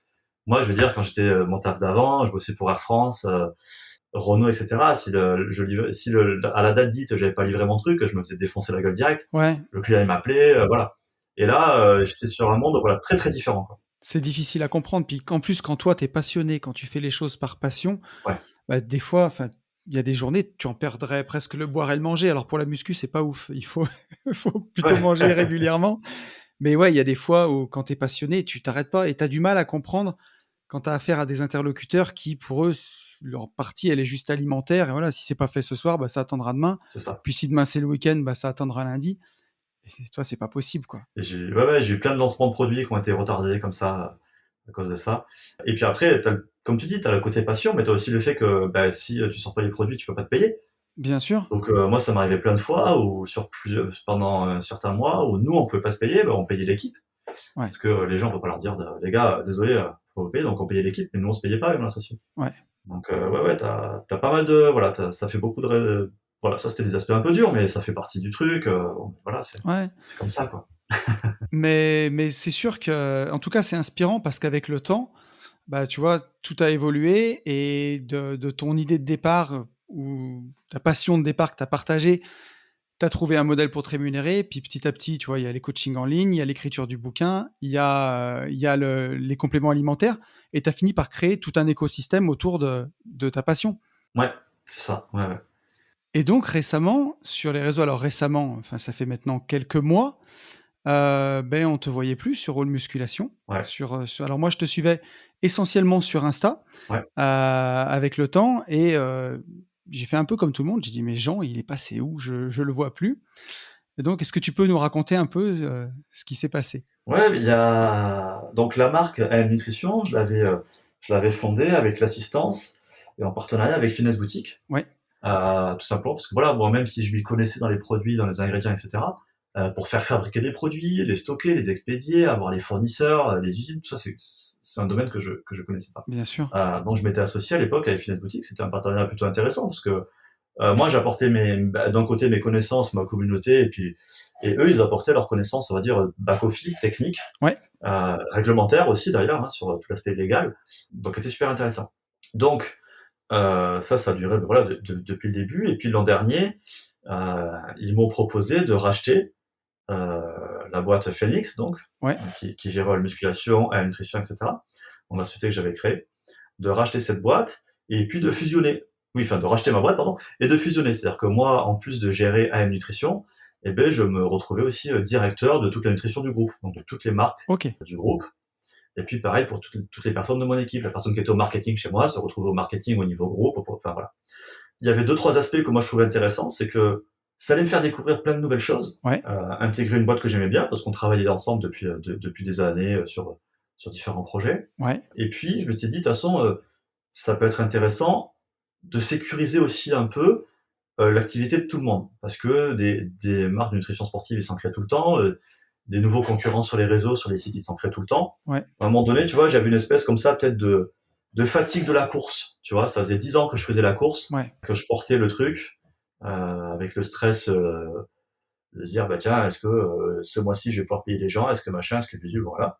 Enfin, comme si tous les mois je pouvais pas payer, c'est pas le cas d'ailleurs, hein, mais voilà, voilà, quand t'es indépendant, t'as quand même toujours cette petite pression, quoi, dans un coin de la tête. C'est sûr, moi je vois tout à fait ce que c'est. À une époque, à l'époque où j'avais ma boîte de TP, j'avais 35 salariés et c'était pas le business model le plus excitant qui soit. Tu sais, des marges très faibles, très chronophages. Moi, il y a eu des mois où c'était très compliqué de payer les salariés et il y a eu plusieurs mois où je me suis pas payé. Le temps que ça revienne, tu vois, des fois, tu as un client qui traîne à te payer. Ouais. C'est des montants énormes. Bon, quand ça revient, tout va bien, mais voilà, des moments comme ça, quoi. Donc voilà, tu vois, à un moment donné, je me suis dit, ça va sécuriser le truc, moi, en même temps, ça va me faire découvrir de nouvelles choses, et puis ça va, voilà, puis ça va un peu me faire sortir de cette course que je faisais Ouais, depuis pratiquement 20 ans, tu vois. Donc, on vend la boîte, on travaille, tout ça.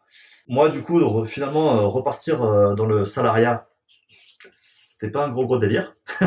ouais, Donc ça faisait en vrai, avant qu'il me demande de partir, ça faisait quand même quelques mois que je me disais, attends, mais je vais peut-être pas. Enfin, j'étais en train de réfléchir à autre chose, quoi. oui, parce que tu avais vendu complètement. Tu étais pas associé, tu te retrouvais salarié, quoi. J'avais vendu, ouais. C'est ça. Ça. J'avais vendu complètement. Après, j'étais quand même au CODIR, etc. Tu vois, donc j'étais quand même à la direction, Bien sûr, mais quand même salarié, ouais, tout mais à fait. salarié, quoi. Et puis voilà, ben là, ce printemps, ben, ils m'ont demandé de partir. Depuis, ils ont aussi demandé à tous les autres qui étaient chez Phoenix de partir. Ok. Et donc, bah voilà, gros choc parce que c'était pas prévu et puis on s'y attendait pas. Ouais. Bon, il y a eu voilà des négos, des machins, tout ça, plein de choses. Mais bon, du coup voilà, je suis parti et puis maintenant je relance tout Ouais. avec deux trucs. Du coup, tu vois, avec super content maintenant de me dire c'est cool, je suis plus salarié. Ouais. Tu vois, finalement le stress d'être indépendant, pour moi en tout cas, est beaucoup plus c'est rien par rapport à le fait de pas aimer être salarié, voilà. Ouais. Et parce que d'un coup, je m'étais repris tout ce que j'avais quitté il y a plus de 10 ans, tout ce côté,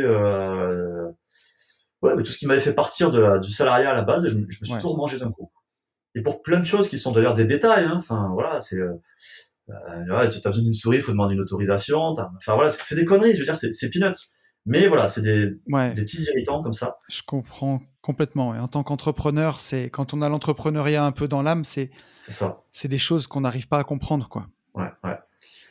Donc voilà, et puis là, super excité, super motivé de tout redémarrer. Bah, ça rejoint ce que tu disais tout à l'heure, hein, je vois que les deux premières marches. Ouais. Je sais pas où sera la troisième, mais c'est pas grave, quoi. On verra. Mais et c'est justement ça que quand j'ai vu ça sur les réseaux, c'est début d'année, on va dire, enfin au printemps. Ouais. Puis quand j'ai vu que tu recréais ton Insta et tout, j'ai compris, je me suis abonné tout de suite. Et puis bah, il y a quelques semaines, je t'ai demandé si tu voulais venir faire cet épisode avec moi, parce que je trouvais ça aussi bah, passionnant de voir que voilà, l'entrepreneuriat, c'est pas facile, c'est pas cousu de fil blanc. Et puis ça faisait aussi écho, tu vois, alors dans une autre mesure, puis d'autres domaines, mais à mon parcours où moi j'ai lâché ma boîte en 2018, que j'avais depuis 12 ans. Ouais. Et bah, je suis reparti de zéro, quoi. J'ai recréé une nouvelle boîte dans un autre domaine, dans l'immobilier. Je me revois début 2019, j'étais chez moi, tu vois, 4 janvier, Ouais. j'ai lâché fin décembre. Puis là, tu vois, tu vas plus au bureau, tu vas plus retrouver tes salariés, ta comptable, ta secrétaire, les gens que tu côtoyais, mais tu es tout seul chez toi, puis tu repars, quoi, tu redémarres d'une feuille blanche. Ouais. Et moi, tu vois, c'est rigolo parce que j'avais, je te dis, tu vois, cette fatigue, voilà, d'avoir fait cette course. Enfin, parce que c'est un sprint qui dure un marathon en vrai quand t'es entrepreneur. Ouais, C'est une intensité de sprint, mais qui dure un marathon, quoi. ouais, Mais j'ai retrouvé toute la patate, quoi. J'ai retrouvé toute la patate, toute la motive, toute l'énergie. Mais d'ailleurs, je le vois parce que c'est incroyable. Alors pour ceux qui te suivent, et n'hésitez pas d'ailleurs à te suivre. Donc ton Insta, c'est Tonton Jean. Ouais. D'ailleurs, c'est rigolo parce que ça nous fait un point commun. Moi, c'est Tonton Mindset, tu vois, mon surnom que m'a donné la communauté. C'est pas moi qui ai choisi, c'est eux, mais bon, ça me fait Ouais, drôle. moi j'ai pareil, j'ai plusieurs personnes qui me disaient ça de temps en temps. Et puis quand j'ai voulu recréer, tu vois, je me disais que ça allait pas mal, l'âge aidant, on va dire. Ouais, Je trouvais que ça allait pas mal, quoi. c'est ça. Ouais, ouais, quand on a dépassé 40, Tonton, ça va bien. C'est mieux que Papy comme surnom, quoi. Ouais, voilà. Ça sera pour les projets dans 20 ans, ça. C'est ça, exactement. Ouais, Tonton, ça me va bien aussi. Et donc, ouais, donc j'invite tout le monde à s'abonner à ton compte. Et tu as une, comment dirais-je, une rigueur dans tes posts, une constance et un professionnalisme qui, moi, me laisse parfois rêveur parce que, tu vois, j'essaye d'être régulier sur Insta et parfois j'ai du mal. Et je trouve que c'est impressionnant ce que tu arrives à construire et l'énergie aussi avec laquelle déjà tu développais tes business avant et avec laquelle tu redéveloppes ton nouveau business. C'est vraiment cool. Ah, bah merci. Et surtout, j'allais te demander, enfin, j'avais plusieurs questions, tu vois, mais comment tu t'organises? À quoi ça ressemble aujourd'hui une de tes journées de travail type, justement, pour arriver à produire tout ton contenu? Comment tu fais? Bah déjà, je suis pas trop mal organisé maintenant, Ouais. petit à petit. La base, merde, j'allais dire c'est ça, parce que nous on se voit en visio, pardon pour ceux qui nous écoutent, mais Oui. si j'ai un cahier devant les yeux. Donc la base, c'est un cahier. Ça, c'est vraiment un truc, tu vois, que j'ai appris de mon premier job. Ouais. Je démarre ma journée en écrivant ma to-do sur un cahier. Ok. Pourquoi sur un cahier? Parce que une tâche, je peux pas la décaler sur un cahier. Ouais. Tu vois, en ligne, tu fais ton Trello, ton truc, ouais, j'ai pas le temps, ça me fait chier, j'ai la flemme, tant pis, je le fais glisser à demain. Ouais. Tu peux pas la faire glisser sur ton cahier, tu vois. Et j'aime pas finir ma journée en ayant des tâches pas finies sur mon cahier. Ok. Je dis pas que j'y arrive tout le temps, Oui, bien sûr. mais en tout cas, voilà, ça c'est un premier point. Ça marche bien. Ouais, ça marche bien. Après, maintenant, je pilote aussi, on est quatre hein, maintenant dans la boîte, là, dans la nouvelle Ouais. boîte. On a mis en place un outil de gestion de projet qui s'appelle ClickUp. Ok. Je sais pas si tu connais, si tu connais pas, jette un Non, œil, c'est vraiment bien. pas du tout. Vraiment bien, ça nous permet de gérer notamment des workflows de tâches. Ok. Et là, notamment, ça me sauve la vie pour tout le contenu réseaux sociaux dont tu parlais. Ouais. Parce que j'ai le compte Tonton, mais j'ai aussi le compte FitZone, donc le Oui. compte des coachings. Et je suis en train de créer le compte Ripboard Nutrition, dans le compte de la marque Nutrition que je vais relancer dans quelques mois. Ouais. Avec plusieurs posts par semaine sur chaque compte. Ouais. Donc ça fait 32 contenus par mois. Ouais. Sachant que quand tu fais un reel, bah, il faut l'écrire, il faut le filmer, il faut le monter, il faut le vérifier, potentiellement le corriger s'il a été mal monté, puis après le planifier, le publier. Enfin, Bien sûr. et moi, j'ai la chance donc d'avoir une petite équipe, et donc j'ai une collègue que j'ai repris du coup de mon ancienne boîte, Ok. qui fait le montage, et moi je fais tout le reste. Mais du coup, grâce à ClickUp, par exemple, tu vois, moi je fais ma planification là, je suis en train de faire toutes mes rédactions et tournages. Je vais tous les finir à la fin de la semaine. Ouais. Donc on est jeudi. Bah, je finirai tout demain. On est fin août là, pour jusqu'à fin octobre. Ok. Donc mes 60 contenus, ou à peu de choses près, mes 60 contenus d'ici fin octobre, je les aurai tous finis à peu près fin août. D'accord. J'essaie de prendre un petit peu d'avance. Ouais. Moi, là, je prends beaucoup d'avance. Après, j'essaierai juste d'avoir un mois d'avance. Ouais. Et notamment, voilà, grâce à cet outil, bah, ça me permet je planifie toute ma timeline de publication. Et puis après, bah, je sais que j'ai 8 reels de ce type-là à écrire. Bah, je les écris, après je les filme, et puis je lui donne, après elle les monte et je les vérifie, enfin bon, etc. Ouais. Donc ça, c'est vraiment pratique. Mais sinon, oui, pour te répondre à ta question, une journée type, c'est lever, petit-déj. Je bosse à peu près 1 heure, tu vois, donc je regarde, bah, je te le dis, je remplis mon cahier pour voir ma to-do. Ouais. Sachant que soit le dimanche, soit le lundi, je remplis d'abord mon Google Agenda, Ok. où je mets mes macro-tâches. Ouais. C'est-à-dire, je me mets là, pendant 2 heures, je me bloque un créneau. Comme je disais, par exemple, pour écrire des reels, là, je me bloque un créneau d'1 heure et demie pour faire ce podcast. Voilà, je mets mes macro-tâches. Ouais. Et donc, ces macros, je les reporte après sur mon cahier au jour le jour. Mais il y a plein d'autres petites tâches qui viennent se rajouter, des trucs auxquels j'ai pas pensé, enfin, etc. Ouais. Voilà. Donc là, je bosse à peu près 1 heure, je fais ça, je dépile mes mails, je dépile tous les messages sur mes réseaux, tous mes messages privés, les commentaires, tout ça, je réponds à tout.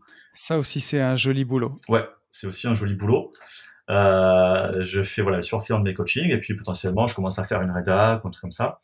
Puis après, je vais m'entraîner, parce que je m'entraîne le matin maintenant. Donc voilà, je m'entraîne, ça me prend, on va dire, entre départ et retour chez moi, ça me prend 2 heures, quoi. Ouais. Et puis après, bah, du coup, je reviens vers quelque chose comme 11 heures, 11h30, je retaffe 1 heure, je mange, et puis vers 14 heures jusqu'à 18, 19 heures, 20 heures, ça dépend, bah, je me remets à taffer. Ouais. Moi aussi, je fais comme toi. Je m'entraîne le matin maintenant. Et parce que tu vois, moi non plus, alors, je m'étais blessé en 2016 et j'ai dû arrêter la muscu pendant presque 3 ans. Ouais, J'ai eu des hernies cervicales qui ont été très compliquées à faire passer. d'accord. Mais sinon, Ouais, tu vois, j'ai une hernie discale, moi, tu vois? t'as eu hernie discale? Ouais. Ouais, ouais, C'est pas très, très agréable, quoi. Moi, j'ai réussi ouais, à la faire passer avec la kiné, avec la méthode McKenzie, d'accord. qui m'a beaucoup aidé. Mais après, j'ai eu peur de revenir vers les charges. Mais bon, tu vois, au fur et à mesure. Mais en tout cas, c'est quelque chose que j'aime bien m'entraîner le matin. Je trouve que tu gardes bien ton énergie après pour la journée. Ben, moi, je t'avoue que je préférais m'entraîner le midi. Enfin, ça faisait 20 ans que enfin, peut-être pas 20 ans, mais si, ça faisait 15 ans que je m'entraînais le midi et j'aimais bien Ok. parce que ça me faisait une coupure de la journée, tu vois. Ouais. Alors que là, ça me coupe la matinée et j'aime moins parce que ça me fait deux petits bouts de matinée au lieu d'avoir une grosse session de travail sur la matinée, tu vois. Ouais. Mais je fais ça parce que le midi, il y a, bah déjà, parce que maintenant je suis chez moi. Ouais. Du coup, bah, le midi, il y a soit il y a ma femme, soit il y a mes enfants ou les trois. Et du coup, si je m'entraîne le midi, je vais quand même pas les faire manger à 14 heures tous les jours, tu vois. C'est un peu chiant pour eux. Ouais. Et puis en plus, bah, le matin, il y a aussi moins de monde à la salle. Donc voilà, pour ces deux raisons, en ce moment, je m'entraîne le matin. Ouais. Mais sinon, je m'entraîne plutôt le midi, ouais, je préfère. Et pour faire tes réels, pour faire tes vidéos, t'arrives à te filmer à la salle sans être trop embêté? Ouais, ça va. Alors, ce que je filme à la salle, il n'y a pas de parole. Oui. Donc ça va. Et là où j'ai besoin de parole, j'ai un pote qui a un studio de coaching Ok. à une demi-heure, trois quarts d'heure de chez moi. Et donc du coup, je vais chez lui et puis Ouais. Ça te permet d'avancer. Ça te permet d'avancer comme ça. Qu'est-ce que tu dirais du secret qui t'a permis de durer aussi longtemps dans la muscu, de garder cette passion intacte? Parce que ça fait quelques années maintenant. bah ouais, c'est ce que tu as dit. Pour moi, c'est la passion, quoi. J'ai toujours été, j'ai jamais eu un corps pour le sport. Et j'ai toujours adoré ça. Ouais. Pourquoi tu dis que t'as jamais eu un corps pour le Bah, sport? parce que je te dis, tu vois, j'étais tout maigre, tout frêle, fragile. Je veux dire, même quand j'étais au primaire, quand on faisait un sprint, on faisait les 100 mètres, je me faisais des claquages. Enfin voilà, ça a jamais été, j'ai jamais été doué pour ça. Ouais. Mais en même temps, j'ai toujours adoré ça. Je suis peut-être un peu buté aussi, sûrement beaucoup d'ailleurs. Mais non, non, c'est ça en fait. Et après, c'est vrai que pour moi, c'est pas vraiment une question de motivation. Pour moi, c'est comme le reste des tâches que je mets sur mon cahier, entre guillemets, tu vois, dans mon Google Agenda, j'ai mon Ouais. créneau bloqué pour mes trainings. Je dois aller m'entraîner, je dois aller m'entraîner. Il y a de la question, il y a pas de sujet, quoi. C'est pas, ouais, mais là, je suis fatigué, j'ai mal dormi, je machin, je Hmm. bidule. Non, je dois aller m'entraîner, j'y vais, point. C'est plus une question de discipline au final que de C'est ça. motivation. Ouais, tout à fait, tout à Et fait. c'est quelque chose qui sert dans tout. Parce que tu vois, dans ce podcast aussi, on parle beaucoup d'investissement. Et il y a plein de gens qui m'écrivent ou tu vois sur les réseaux qui cherchent le secret de la richesse facile ou rapide. Et en fait, tu vois, développer un patrimoine, c'est pas sexy, quoi. C'est juste de la discipline, c'est d'investir régulièrement. Voilà. D'être régulier et de pas se poser de questions. C'est ça. Mais tu vois, tu as 2 trucs déjà dans ta phrase. Le secret du truc facile. Alors déjà, quand tu as secret et facile dans une même phrase, tu sais que ça marche pas, quoi. C'est pas faux. Tu sais que d'ailleurs, ça c'est rigolo. Je suis sûr que ça marche dans la muscu, mais si tu veux vendre un truc sur Internet, il suffit de rajouter sans effort derrière, tu sais. Investir Oui, c'est sans ça. effort. Ouais, ou rapide, ouais, non, mais c'est sûr. Mais tu vois, sur le truc de la discipline, moi, il y a une petite, je sais plus d'où ça vient, c'est quelque chose que j'avais lu il y a très longtemps. Mais j'avais lu un truc, mec qui disait, commence ta journée en faisant ton lit, même si t'as pas envie, Ouais. et finis-la en te lavant les dents, même si t'as pas envie. Comme ça, tu commences ta journée sur quelque chose où tu t'es forcé à faire quelque chose et où du coup, Mm. t'as pris le pas sur ta flemme. Ouais. Et tu te couches de la même façon, en ayant pris le pas sur ta flemme. Et donc, tu te lèves avec une victoire, Mm, mm, mm. petite, mais on s'en fout, c'est une victoire quand même. Et tu Bien te couches sûr. aussi avec une petite victoire. Ouais. Bon, je t'avoue, je fais pas toujours mon lit, mais je me lave les dents en tout cas. Mais tu as raison, et effectivement. Et à chaque fois que c'est une petite victoire, parce que tu le vois, hein, que ce soit, tu vois, on peut reparler un peu muscu, mais je vois ces derniers temps, bah, suite à mes hernies discales, j'ai un peu pris du poids, tu vois. J'avais reporté ma passion de la muscu sur le théâtre. En 2016, je pouvais plus du tout m'entraîner tellement j'ai eu des douleurs. Et bah, je me suis ramassé 10 kilos. Tu vois, moi, mon poids de forme était autour de 82 et je me suis retrouvé à 92 kilos, bien fat. Et j'ai mis vraiment du temps pour les perdre. Je suis pas encore au bout de mes peines, hein. Aujourd'hui, je suis à 86, tu vois. Mais j'ai réussi déjà à en tomber 6. Et en fait, chaque fois, c'est une petite victoire, tu vois, où, ben, puis surtout quand tu te détournes de la muscu, moi j'ai passé 15 ans à pas faire d'écart, tu vois. On faisait un écart de diète le week-end et puis Ouais, basta. Et quand tu peux plus t'entraîner, que bah, du coup tu regardes plus ton corps sous toutes les coutures tous les jours, tu te dis bon bah tu lâches un peu en te disant de toute façon ça sera plus jamais comme avant. Bah tu te remets des fois à grignoter un peu dans les placards et ainsi de suite. Et en fait tu te rends compte que oui, c'est ça. le secret de la sèche, c'est juste de se dire bah tiens là j'ai envie d'un bout de chocolat, bah attends je vais plutôt aller boire un verre d'eau. Et c'est une petite victoire. Et au final c'est plein de petites victoires qui font que tu te retrouves avec un corps dont tu es content. Et c'est plein de tout petits écarts finalement qui font que quelques mois après, tu te retrouves avec des kilos en trop, quoi.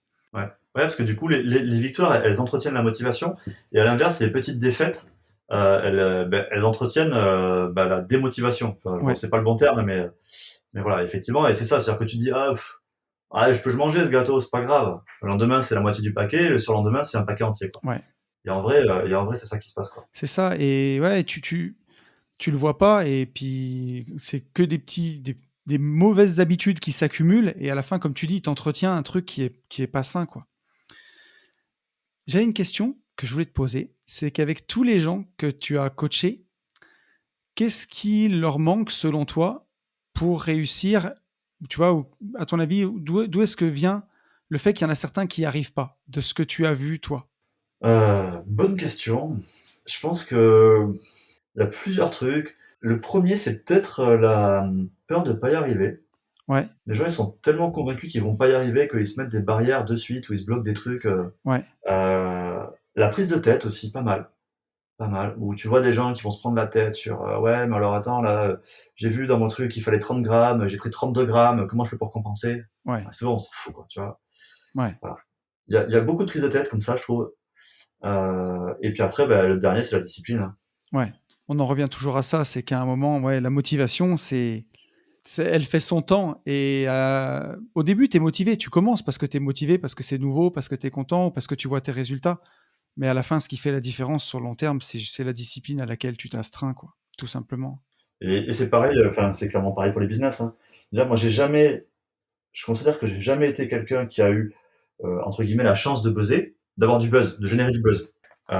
Du coup, c'est quelque chose que j'ai compensé par le travail. Et ceux qui sont les meilleurs, c'est ceux qui ont la chance de buzzer et qui en plus travaillent.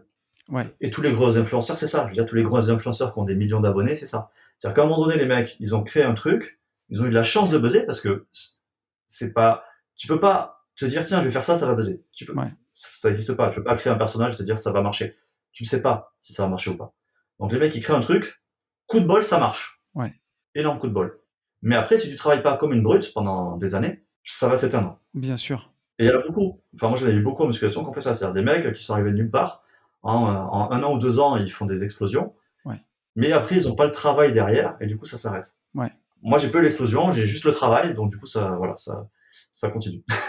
Et ça, c'est important que tu le dises parce qu'il y a plein de gens qui pensent que pour pouvoir vivre des réseaux, vivre de son contenu, il faut être Norman ou Cyprien ou je sais pas, n'importe quel youtubeur, tu vois, qui fait du buzz ou qui fait n'importe quoi. Mais bon, moi, j'ai mes revenus par ailleurs, des investissements, mais ce que je génère avec l'écosystème de mes podcasts, mes formations, ce serait suffisant pour vivre. Et pourtant, j'ai au final une toute petite communauté. Tu vois, ma chaîne YouTube, il y a 2200 personnes. Et mon Instagram fait, j'ai un peu plus de 6000 abonnés, presque 7000. C'est pas énorme. J'ai commencé il y a 3 ans. Et comme tu dis, c'est un truc de charbonneur, quoi. Ouais. Moi, j'ai rien qui a buzzé. C'est juste de la communauté construite sur le long terme et qui est fidèle, en tout cas. Et d'ailleurs, heureusement qu'elle est là. Mais Encore une fois, c'est pas une phrase à moi, mais avoir des millions d'abonnés sur Instagram ou YouTube, c'est comme être riche au Monopoly, quoi. ouais, c'est un Ça sert peu à rien. ça. Ça sert à rien du tout. Ouais, Et parce que c'est pas ça qui compte. Parce que, enfin, alors attends, je vais essayer de trouver un exemple, mais typiquement, tu prends Norman ou Cyprien, si le mec il se met à vendre des voitures de sport, ça marche pas. C'est pas ça son public. ouais, bien sûr. Donc, ce qui est super important, c'est d'avoir un public. Je veux dire, tu vois pas, avec 500 abonnés, c'est quand même compliqué. Mais il faut avoir un public aussi qui correspond à ce que toi tu proposes derrière comme produit. Ouais, Parce que si t'es pas branché sur ça, ça a pas de sens. Moi, typiquement, je propose des produits plutôt sérieux. Je propose pas de la fringue. Je ouais, propose des coachings et des compléments alimentaires de bonne qualité. Donc en plus, c'est pas de l'entrée de gamme. Du coup, je pourrais faire que des reels où je balance des conneries Et des blagues. Oui, j'aurais peut-être plus d'abonnés, mais des mecs qui vont rire à mes blagues, c'est pas eux après qui vont m'acheter les produits. On est Donc ça a pas de d'accord. sens en fait. Ouais, tout à fait. Moi j'aime apprendre aux gens, tu vois. Donc en plus ça me va bien. C'est-à-dire, c'est pas, je me force pas à faire des choses d'apprentissage. Ouais, Mais en plus, ça, ouais, après c'est bon, du coup, vu que c'est mon caractère, ça va aussi avec ce que moi je fabrique. bien sûr. Mais effectivement, ça aurait pas de sens que j'aille concurrencer, par exemple Thibaut, tu vois, Thibaut InShape, Ouais, il fait de la muscu, mais aussi beaucoup de conneries et de plus en plus enfin de conneries, c'est amical, je veux dire quand je dis ça, bien beaucoup sûr. de blagues, beaucoup d'humour. Et peut-être que ça me ferait beaucoup plus d'abonnés, mais ça me servira à rien en fait. Ouais, il faut que ça, enfin, il faut être soi-même de toute façon. Ah, tu peux pas tricher sur le long terme, de toute manière. Oui, sur le long terme, tout à fait. Le mot long terme est important.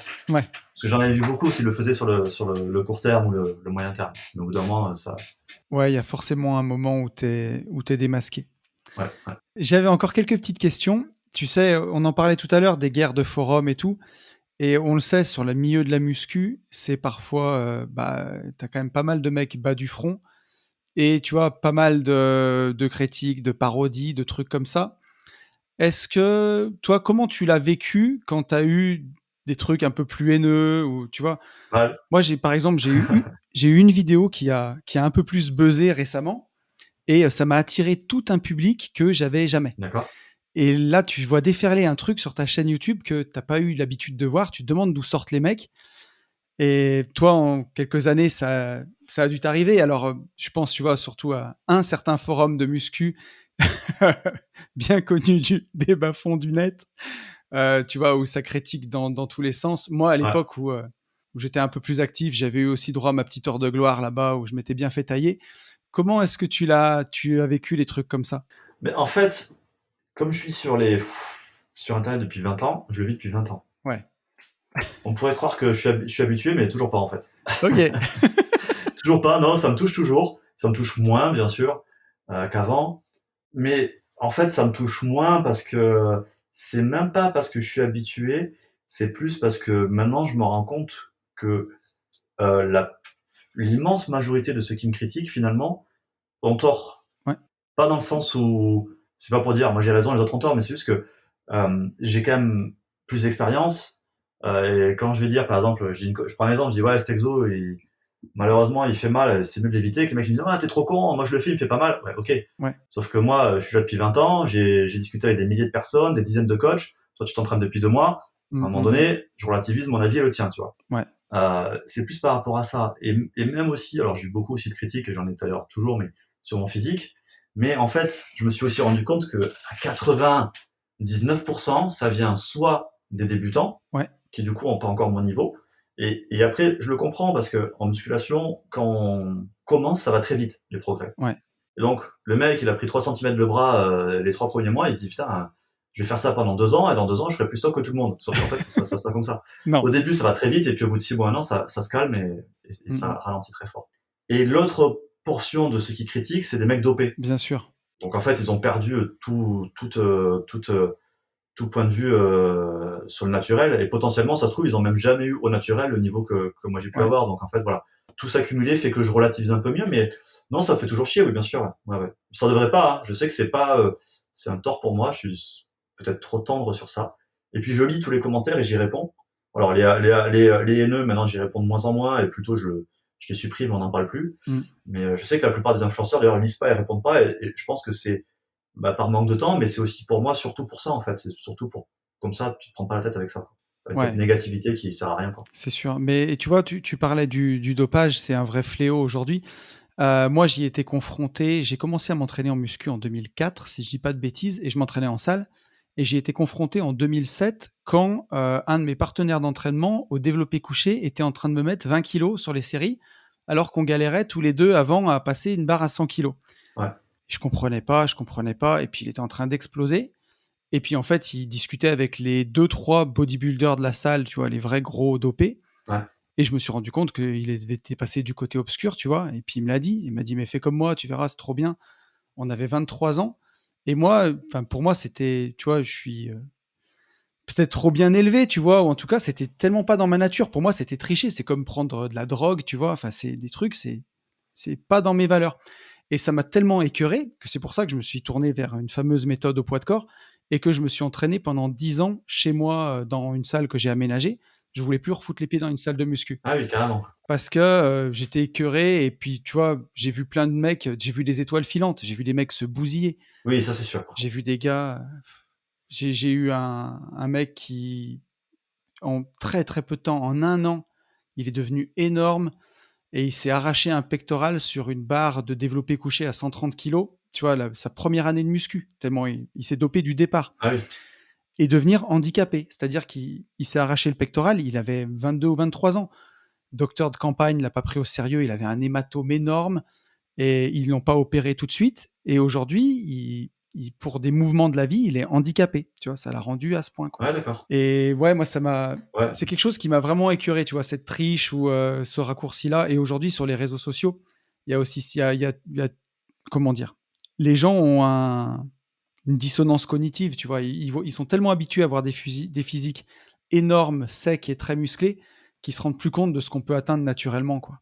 Oui, c'est ça. Pour moi, c'est vraiment ça le gros problème, c'est qu'à la limite, enfin, bon, sur le principe déjà, le mec qui se dope, je trouve ça, c'est un peu comme le mec qui fume ou comme ça, quoi. C'est-à-dire que tu fais quelque chose où tu sais que c'est pas bon pour ta santé. Bon, ça déjà, bon, ça me gêne un peu, mais bon, passons, passons. Mais le problème, c'est que c'est surtout, c'est encore pire, je veux dire, pour ceux qui le disent pas. Voilà. Ouais, Parce qu'effectivement, ils trichent en faisant croire que c'est parce qu'ils sont plus motivés que les autres, parce qu'ils ont une meilleure diète que les autres, parce qu'ils sont plus stricts que les autres, parce que, etc. Que eux, ils y arrivent. Alors que c'est faux, quoi. ouais, Ou parce que ils ont un meilleur coaching, voilà. C'est faux, donc ça entretient cette dissonance cognitive qui a deux gros effets négatifs. C'est que les gens, déjà, ils vont être plus durs avec eux-mêmes ouais, derrière, parce qu'ils vont se dire, attends, mais pourquoi moi j'arrive pas à être comme ça? Mais en fait, c'est normal, tu peux pas être comme ça. C'est pas possible d'être comme ça bien naturellement. sûr. Donc c'est normal. Mais les gens s'en rendent pas compte. Et puis après, ça pose quand même un gros problème en termes de business, quoi.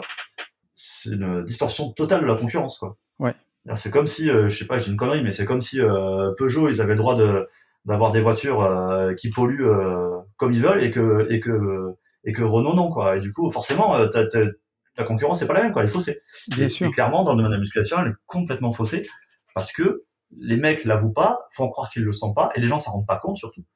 Euh, et donc ça détruit complètement aussi bien la vision des gens que le marché. Mais tu vois, par contre, c'est encore une fois, bah, ça prend plus longtemps, mais c'est sur le long terme qu'on voit les choses.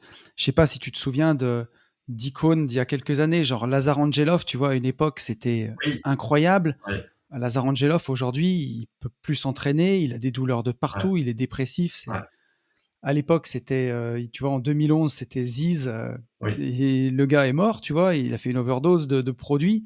Et au final, tu te rends compte que, bah voilà, à 40 ans, et ben, quand on maintient le physique que tu as à 40 ans, je vous invite à aller voir ton Insta, mais c'est impressionnant, quoi. Et c'est pas tout le monde qui est Merci. capable de. Mais, mais ouais, c'est vrai qu'en fait, il y a beaucoup ben, encore une fois, de jeunes ou de personnes qui débutent, ils disent ah, ça fait 20 ans que tu t'entraînes et t'es juste comme ça.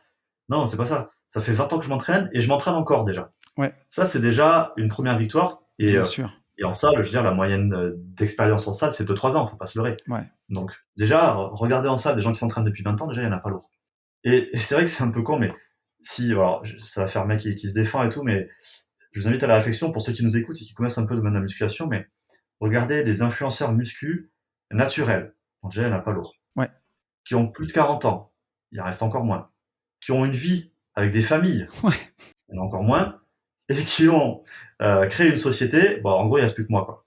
Donc en vrai, tout ça pour dire que, c'est ça. tout ça pour dire que effectivement, si on compare mon physique par rapport à un physique idéalisé de sportifs dopés, même de personnes qui se dopent pas beaucoup, c'est ridicule.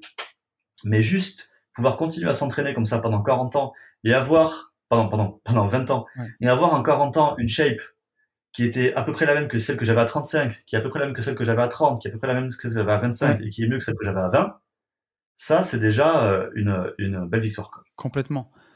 Et effectivement, tu le vois, moi aujourd'hui, donc je m'entraîne au CrossFit. Et c'est pour ça que je voulais vraiment, tu vois, perdre les kilos que j'avais pris. Bon, je suis à la moitié de mon objectif. Il m'en reste encore, enfin, j'en ai fait 6, il m'en reste encore 4 pour vraiment être bien. Et je suis hyper content parce que, tu vois, surtout après des hernies cervicales où j'étais vraiment mal, déjà ce matin, tu vois, je me suis entraîné juste de pouvoir m'entraîner, me dire, Mais tu vois, j'ai carrément. 41 ans cette année, je m'entraîne, je suis en bonne santé, j'ai mal nulle part, je bouge. quand je m'enlève mon t-shirt, je suis fier de moi. Quel bonheur, tu vois? Et tu te dis à 20 ans, tu crois que tu es un Superman, que tu vieilliras jamais, que tu peux faire n'importe quoi parfois. Mais le corps, c'est le véhicule de toute une vie, quoi. Il faut en prendre soin et c'est vrai que si je dois comparer par rapport à mes potes, par exemple, tu vois, j'en ai quelques-uns qui sont dans le trail ou quoi, donc ils sont très fins mais en bonne santé.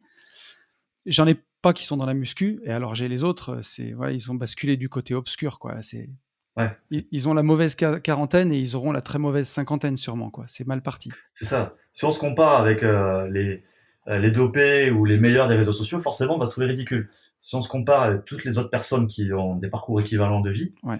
bah là, ça n'a plus rien à voir, quoi. Non, c'est sûr. Et comme tu le dis, de pouvoir réussir à continuer à s'entraîner malgré tes hernies, etc. Dire à 90% des gens qui auraient eu ce problème-là, ils auraient arrêté de s'entraîner, de toute façon. Ouais. Donc voilà, rien que le fait que tu aies pu continuer, ça veut dire que tu fais partie des 5 à 10% des mecs qui ont réussi à reprendre, quoi. Mmh. Et ouais, et ça, c'est vraiment chouette. J'avais encore quelques petites questions, si tu as encore un petit peu de temps Yes. pour moi. Ouais, pas de souci. Ces questions un peu plus dev perso, on va dire, mais je trouve que c'est important. Qu'est-ce qui aujourd'hui te fait le plus peur? Ben, c'est peut-être l'âge d'ailleurs. C'est vrai? Ouais, je pense, ouais. Ouais. C'est vraiment un truc que je kiffe pas, quoi. De vieillir? L'âge et la mort, c'est vraiment, ouais, Ouais, ouais, vieillir, c'est pas, ça me fait pas des masses. c'est pas c'est pas le truc le plus incroyable. Après le dentiste, dans un autre registre, mais Ouais, ça fait un peu peur. Ça fait un peu peur à tout le monde, ça. Ouais, tu vois, moi, vieillir, c'est quelque chose qui me faisait, très peur il y a quelques années quand j'avais pas une vie que je kiffais, tu vois? Je me disais: «Putain, j'ai 35 ans, je suis encore englué dans mon boulot, mais putain, quand est-ce que je vais avoir une vie qui me plaît?» ouais. Et aujourd'hui que je vis la vie qui me plaît, je te dis pas que ça m'enchante, mais je suis déjà plus en accord, tu vois? Je me dis: «Au moins, voilà, je vieillis, mais je vieillis dans quelque chose que j'aime». Ouais, moi, c'est la fin, j'aime pas trop ça, quoi. Ouais, ouais, je crois que ouais, il faut profiter en tout cas du moment qu'on a en ce moment et justement pour toi, qu'est-ce que c'est ta définition d'une bonne vie? Vivre une bonne vie? En plus, Rudy a eu la même question. C'est vrai? Ouais.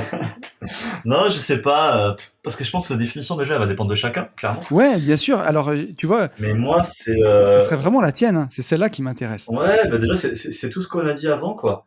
En fait, c'est, déjà faire, alors je vais le ramener au travail, mais c'est vrai que pour moi, le travail, c'est un truc hyper important. Mais, c'est déjà faire un taf qui te plaît, Ouais, parce que, c'est quand même quelque chose qui occupe, bah, l'essentiel de nos journées. Donc, si déjà tu fais quelque chose qui te plaît pas, ça veut dire que tu gâches déjà la moitié de ton temps, quoi. bien sûr. Je pense que ça, c'est déjà pas mal. Après, je sais pas, honnêtement, je me suis jamais trop posé la question.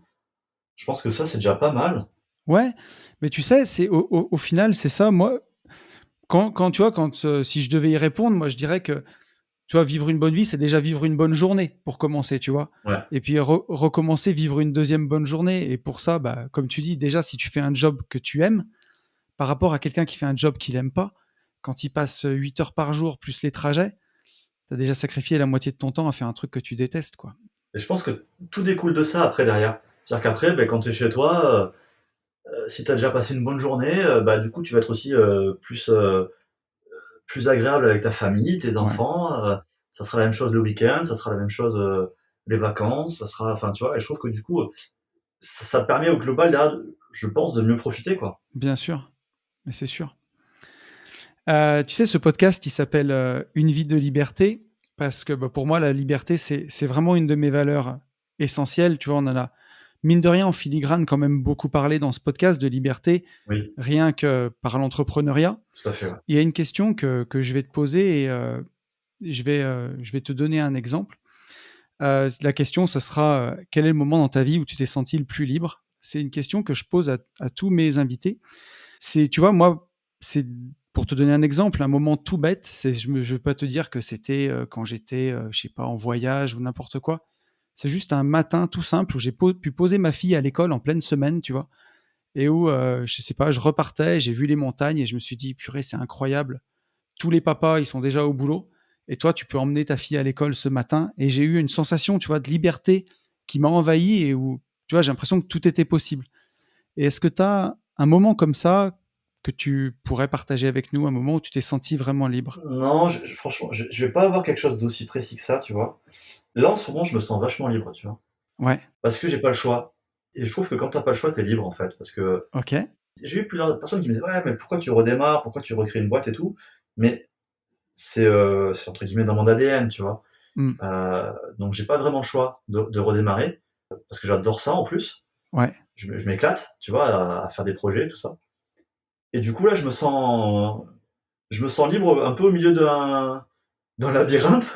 ouais, Parce qu'en même temps, je sais pas, voilà, il faut en quelques mois, je vais essayer de recréer ce que j'ai mis 20 ans à bâtir. Donc c'est, c'est des tonnes de choses, ouais, mais sauf que je peux choisir chaque décision, tu vois. ouais, Voilà. Donc chaque décision, c'est un choix et il y en a certainement des mauvais, des choix. Mais en fait, je préfère avoir mon mauvais choix à moi que je prends que, non, j'allais dire que le bon choix de quelqu'un d'autre, non, mais voilà, en tout cas, j'aime assumer mes choix et même s'ils sont mauvais. Et du coup, là, comme j'ai des tâches de choix à faire, bah, je me sens super libre, quoi. bah, tu vois, pour moi, ça a beaucoup de sens quand même ce que tu dis parce que tu as beaucoup de gens qui veulent la liberté, mais ils recherchent à tout prix la sécurité et la Ah sécurité, non, c'est l'un ou elle l'autre. rime pas avec la liberté. Voilà, c'est l'un ou l'autre et la Ouais, du tout. sécurité, ça va plutôt avec responsabilité au final et tu as la responsabilité de toi, de chacune de tes décisions, de ce que tu veux entreprendre et c'est peut-être ça la vraie liberté et au final, quelque part, c'est celle qui finalement te donne la sécurité. Alors peut-être pas une sécurité matérielle ou quoi, mais comme tu sais que quoi qu'il arrive, tu feras face à toutes les situations, et ben, tu te sens en sécurité d'une certaine façon, quoi. C'est ça. Et après, il y a un truc aussi, alors je sais pas si tu as beaucoup de questions sur ça, sur le temps libre ça me fait penser, tu vois, Mais le temps vas-y. libre des entrepreneurs. Des gens, tu vois, qui disent: «Ouais, moi, je vais être entrepreneur ou être indépendant ou machin, comme ça, je travaille que quand j'ai envie». Ce qui est vrai, Oui, en théorie. Mais en vrai, tu travailles beaucoup plus bien que quand sûr. tu es salarié. Mais la différence, c'est que si à un moment donné, tu as envie de pas travailler, tu as la liberté de le faire. Ouais. En réalité, tu le fais rarement. Oui, c'est Enfin, sûr. moi, en tout cas, en réalité, je le fais rarement. Et quand je me dis: «Tiens, est-ce que je travaille ou pas?» Dans 99,9% des cas, je travaille. Ouais.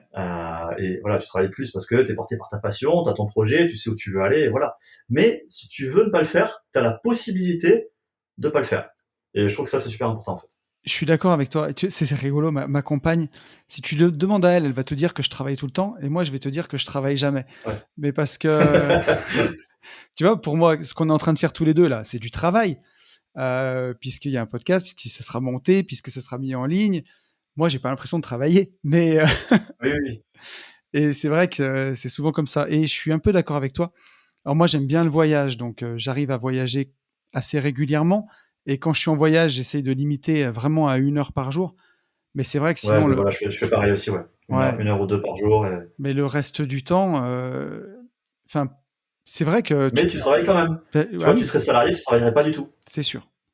Mais aujourd'hui, je sais pas comment tu le vis toi, mais si je travaille vraiment pas du tout, c'est-à-dire, j'ouvre pas mon ordinateur, au bout de 2 jours, c'est pas que je stresse ou quoi, mais il me manque quelque chose dans mon équilibre, en fait. C'est pas une bonne journée pour moi. Honnêtement, je crois que ça m'est pas arrivé depuis Ouais, depuis 2004, tu vois, donc ouais, voilà, voilà. Ouais, donc je moi, sais pas. ça a pas dû m'arriver beaucoup. Mais Non, non, ça ouais m'arrive, ouais, très, très rarement, ouais. et c'est ça et tu vois, à l'époque où j'étais salarié, par contre, enfin salarié, j'ai toujours été entrepreneur, mais on était associés en famille, donc j'étais pas salarié, mais c'était vraiment un job de bureau. Ouais, Mais tu vois, l'été, quand on prenait 3 semaines de vacances, pour moi, c'était sacré. 3 semaines, j'allumais pas mon téléphone du boulot, tu vois? ouais. Et aujourd'hui, bah, quand tu fais ce que t'aimes, tu raisonnes pas du tout de la même façon, en fait. C'est pas pareil. Ouais, puis tu toujours la curiosité d'aller voir ce qui se passe, de voir si tout va bien, s'il y a un problème Ouais que tu peux résoudre vite fait, si machin, si bidule, ouais, c'est sûr. et puis t'as as sans arrêt des idées, des choses à faire Ouais, et donc tu as envie de les mettre en œuvre et tu pas envie d'attendre 6 mois, donc tu le fais tout de c'est suite ça. et ainsi de suite. En général, quand je pars, si je pars 2 semaines en vacances, je reviens avec 2 pages Word d'idées, quoi. Ouais, Parce qu'en plus, je vais écouter des podcasts ou lire des livres, et cetera, et du coup, ou même réfléchir ou voir, ouais, voilà, et voir, ce qui se passe, et voilà, et à chaque fois, j'en ressors plein d'idées, ouais. c'est C'est ça. c'est des bons moments de brainstorming en général. Je suis d'accord avec toi et d'ailleurs, c'était le sujet du podcast de la semaine dernière que j'enregistre demain, donc j'espère que tout se passera bien. Mais, c'est ça le sujet du précédent podcast, c'était, comment le voyage peut t'apprendre des choses sur toi, tu vois? chaque voyage que j'ai fait, c'est comme toi. Le fait, même si je travaille 1 heure par jour, même si je suis en famille, ou pas forcément seul, hein, je suis avec d'autres gens ou en famille, bah, dès que tu sors du cadre, tu vois comment d'autres personnes fonctionnent, ça te donne automatiquement des idées, quoi, à chaque fois. C'est ça. Ouais. J'avais encore 2 petites questions pour toi. Ouais. Est-ce que tu as un livre que tu as envie de partager avec nous ou ton livre préféré? Pas forcément dans le thème, quelque chose que tu as envie de un livre que tu as envie de partager, que tu aimes bien? C'est quoi? J'ai fait une vidéo il y a quelques jours, Ouais? sur mes 4 livres, motivation Ah! entrepreneur. Ah bien. Alors je vais pas t'en donner 4, juste en donner 2. Ouais, J'aime beaucoup, le livre, alors je sais plus comment il s'appelle là, la bio de Steve Jobs, que j'ai jamais lu, tu que vois? tu as jamais lu? Ah Non. ouais, non, ça faut que tu le lises. Ouais, Ouais, ça c'est faut que tu le lises, sacrilège. c'est top. Ouais, Ouais, sacrilège. bon, je note. Encore, si tu lis pas la vraie Bible, je veux bien, mais Oui. celui-là, c'est vraiment une Bible. Non, non, franchement, ouais. Celui-là, il est top. Ah Et bien. après, c'est, attends, parce qu'en plus, je l'ai peut-être à côté de moi pour te dire le vrai titre. C'est l'autobio, pardon, Ouais. du fondateur de Nike. Ah, attends, regarde Jean, tu vas te marrer. Elle est là. Tu l'as à côté, là? Ouais, Yes, l'art de la victoire, Phil Knight. c'est Voilà, c'est ça. ça. Et c'est drôle. Et je C'est suis en train ça. de le lire, tu vois. Alors Ah, il est canon. quand je te dis je suis en train, je l'ai repris. J'ai fini mon ancien bouquin, mon autre bouquin hier, et là j'ai lu 10 pages. Et donc D'accord. tu l'as bien aimé? Ah, moi, je l'ai lu il y a 3 fois, je crois, celui-là. Ok, Ouais, excellent. je l'ai beaucoup aimé. Du coup, pour ceux qui connaissent pas, l'art de la victoire, Phil Knight, donc Phil Knight, pardon, c'est le créateur de Nike. Ouais, Et ça retrace la création de sa société. ouais, Et ce qui est super intéressant, c'est quand même un mec qui a créé une marque mondiale qui vaut des milliards, ouais, en partant de rien du tout, ouais, sans connaître personne, sans rien savoir sur les chaussures. Parce qu'il a commencé par les chaussures, ça, oui. Maintenant, c'est vrai que Nike, c'est aussi des fringues et oui, tout ça, mais il quelques années, c'était que des chaussures. ouais, Mais il a commencé sans rien connaître à rien, sans pognon, sans usine, sans réseau, voilà, sans rien du tout, sans argent. Et il a réussi à créer un groupe mondial qui vaut des milliards. Et en plus, en étant relativement sympa si on écoute ce qu'il dit. ouais, Après, ça c'est peut-être à prendre avec des oui. pincettes, mais en tout cas, voilà, voilà, c'est très, très, très, très inspirant. On voit Ça toutes a les l'air en galères tout qu'il cas. a eues, comment il s'en relève à chaque fois, et c'est très, très bien. Et dans le même genre, Bienheureux les fêlés, c'est Bloch son nom de famille, et j'ai encore oublié aussi, Ça je connais pas. voilà, Philippe Bloch. Ok, Bienheureux les fêlés. Et Philippe Bloch, c'est la personne qui a fondé Columbus Café. ok, Columbus Café, c'est le concurrent de Starbucks. ouais, Et donc c'est un Français. Et pareil, le mec, beaucoup de hauts, beaucoup de bas. Très très intéressant aussi de voir comme ça parce que en vrai, je veux dire, les mecs qui ont que des réussites, on s'en fout. oui, Ça sert à rien. C'est juste qu'ils ont eu de la chance. Ce qui est intéressant, c'est de voir les mecs qui se sont cassés la gueule et qui sont remontés, pour voir comment ils sont remontés. bien sûr. Ça, c'est ça qui est cool. Et voilà. Et lui, c'est très agréable à lire. C'est assez court. C'est très agréable à lire et c'est très motivant. Ah, excellent. Bah, merci beaucoup à toi. Parce que c'est que là, ça me donnera une prochaine lecture. Et puis aussi pour tous Yes. les auditeurs. Mais tu te rends compte en lisant ces livres que ceux qui échouent, c'est ceux qui ont arrêté d'essayer souvent, quoi. Enfin, tant que tu arrêtes pas, Oui. il n'y a pas d'échec, quoi. C'est ça. C'est ça. Même si des fois c'est difficile, mais Depuis tout à l'heure, j'arrête pas de dire des phrases qui m'ont inspiré. Ben là, j'en ai une et je sais de qui elle est pour une fois. Donc, elle est d'Edison. ouais, Alors, Edison, le mec a inventé l'ampoule, hein, quand même. Et il a eu 10 000 essais ouais, pour y arriver. ouais. Et il avait l'habitude de dire qu'il n'avait pas échoué 10 000 fois. Mm. Il a trouvé 10 000 façons qui ne marchent pas. C'est ça. C'est incroyable. Voilà. C'est Qui l'ont mené à la 10 001e qui a marché, quoi. ouais. C'est fou. Mais tu vois, alors ce que j'allais dire, c'est exactement ça. Ça recoupe la même chose. Mais tu vois, j'ai des auditeurs qui m'écrivent, qui me disent ouais, je comprends pas, c'est plus difficile d'emprunter, j'y arrive pas. J'ai voulu acheter un appart, j'en suis à 7 refus de crédit. Je lui dis bah ouais, t'as fait combien de banques cette banque? Et ben tu continues quoi et Ben ouais. continue. Moi j'ai des potes, ils ont eu leur crédit au bout de la 18e demande. Et moi quand j'ai monté ma boîte et que j'ai voulu faire mes premières opérations de marchand de biens, j'en ai pas pris autant des portes, mais j'en ai pris 4. Et à chaque fois, je suis allé avec le même enthousiasme, même si sur le coup ça me gavait, je posais la question, je disais qu'est-ce que c'est qui coince? Et j'écoutais ce qui coinçait, j'améliorais le point pour la prochaine fois. Mais voilà, tant que tu n'abandonnes pas, ben, tu as toujours une chance de réussir, quoi. Bon, à condition d'essayer un truc faisable et intelligent, quoi, c'est sûr. Oui, Mais, bon, ouais, si ouais. tu essaies de sauter du toit en battant des bras pour t'envoler, bon, tu peux essayer plein de fois, ça marchera pas, quoi. Mais... T'essaieras que pas, quoi. Ça dépend de quel étage t'essayes. Ouais, c'est ça. C'est ça. Bah, écoute, tu m'as donné beaucoup de citations. J'avais ma toute dernière question du podcast, c'était est-ce que tu as une citation préférée que tu as envie de partager avec les auditeurs ou un mantra que tu te répètes quand, voilà, à des Ouais, moments j'ai une clés? citation, mais honnêtement, je sais pas. Enfin, alors, c'est pas une citation, c'est plus une phrase. Alors, attends, que je me la fais dans ma tête 2 secondes. Elle est pas longue, mais je peux pas me tromper dans les termes. Vas-y, Désolé pour le blanc. je t'en prie. Je préfère avoir des remords que des regrets. Ouais. Petit point vocabulaire au cas où, quand même. Remords, c'est des choses qu'on a faites, et regrets, c'est des choses qu'on n'a pas faites. Mm, mm, Donc, voilà. mm, Je préfère faire des choses à tort que pas avoir tenté de faire d'autres choses, quoi. Voilà. Ouais, complètement. Je pense que c'est très inspirant et tu vois, ça retrace bien ton parcours et tout ce qu'on a vu aujourd'hui. C'est prendre des risques, c'est oser, c'est Ouais. des fois pas prendre des décisions sur des coups de tête, mais juste faire confiance à son instinct et puis pas trop réfléchir, quoi. Et puis y aller. Bah écoute, je peux te laisser le mot de la fin si tu veux, Jean. En tout cas, je te remercie. Je veux dire que je te remercie encore une fois d'avoir accepté. Merci pour cet échange et c'était trop bien et je pense que ça va beaucoup Avec plaire. plaisir. C'est bien sympa. Je peux te laisser le mot de la fin si tu voulais ajouter quelque chose ou Fourchette? pas mal. J'allais dire couteau, mais c'était trop dans le thème. Donc, où est-ce que nos auditeurs ils te retrouvent s'ils ont envie de t'écrire ou voilà, de Ouais, le travailler plus avec simple, ça toi? sera sur Tonton Jean. Ouais, Donc tonton underscore Jean. sur Insta. Sur Insta, ouais, tout à Ouais, fait. impeccable. Bah écoute, merci infiniment à toi, Jean, et puis à très vite. Yes. Merci à toi. Et je vous retrouve. J'espère que ce podcast vous aura plu autant qu'il m'a plu. J'ai passé vraiment un excellent moment avec Jean. Jean, je te remercie encore d'avoir partagé ce moment avec moi. Il y a une phrase que je retiens de ce podcast, c'est l'entrepreneuriat, c'est un sprint qui dure un marathon. C'est vraiment ce que j'ai l'impression de vivre parfois.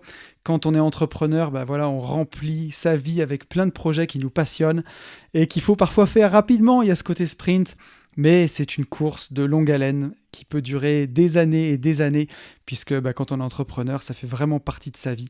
Donc ça me parle. L'entrepreneuriat, c'est un sprint qui dure un marathon. Ce qu'il faut, c'est voilà, ne jamais perdre la ligne d'arrivée en vue quand même, et toujours garder du sens.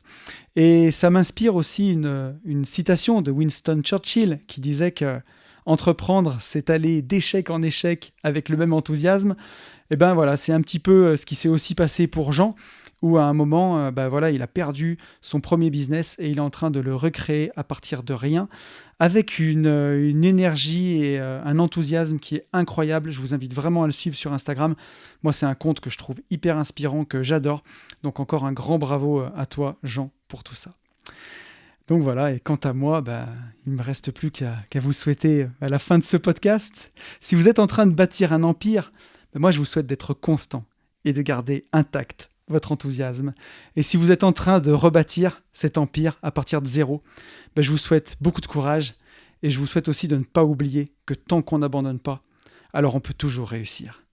Et dans tous les cas, je vous souhaite, par-dessus tout, de vivre libre.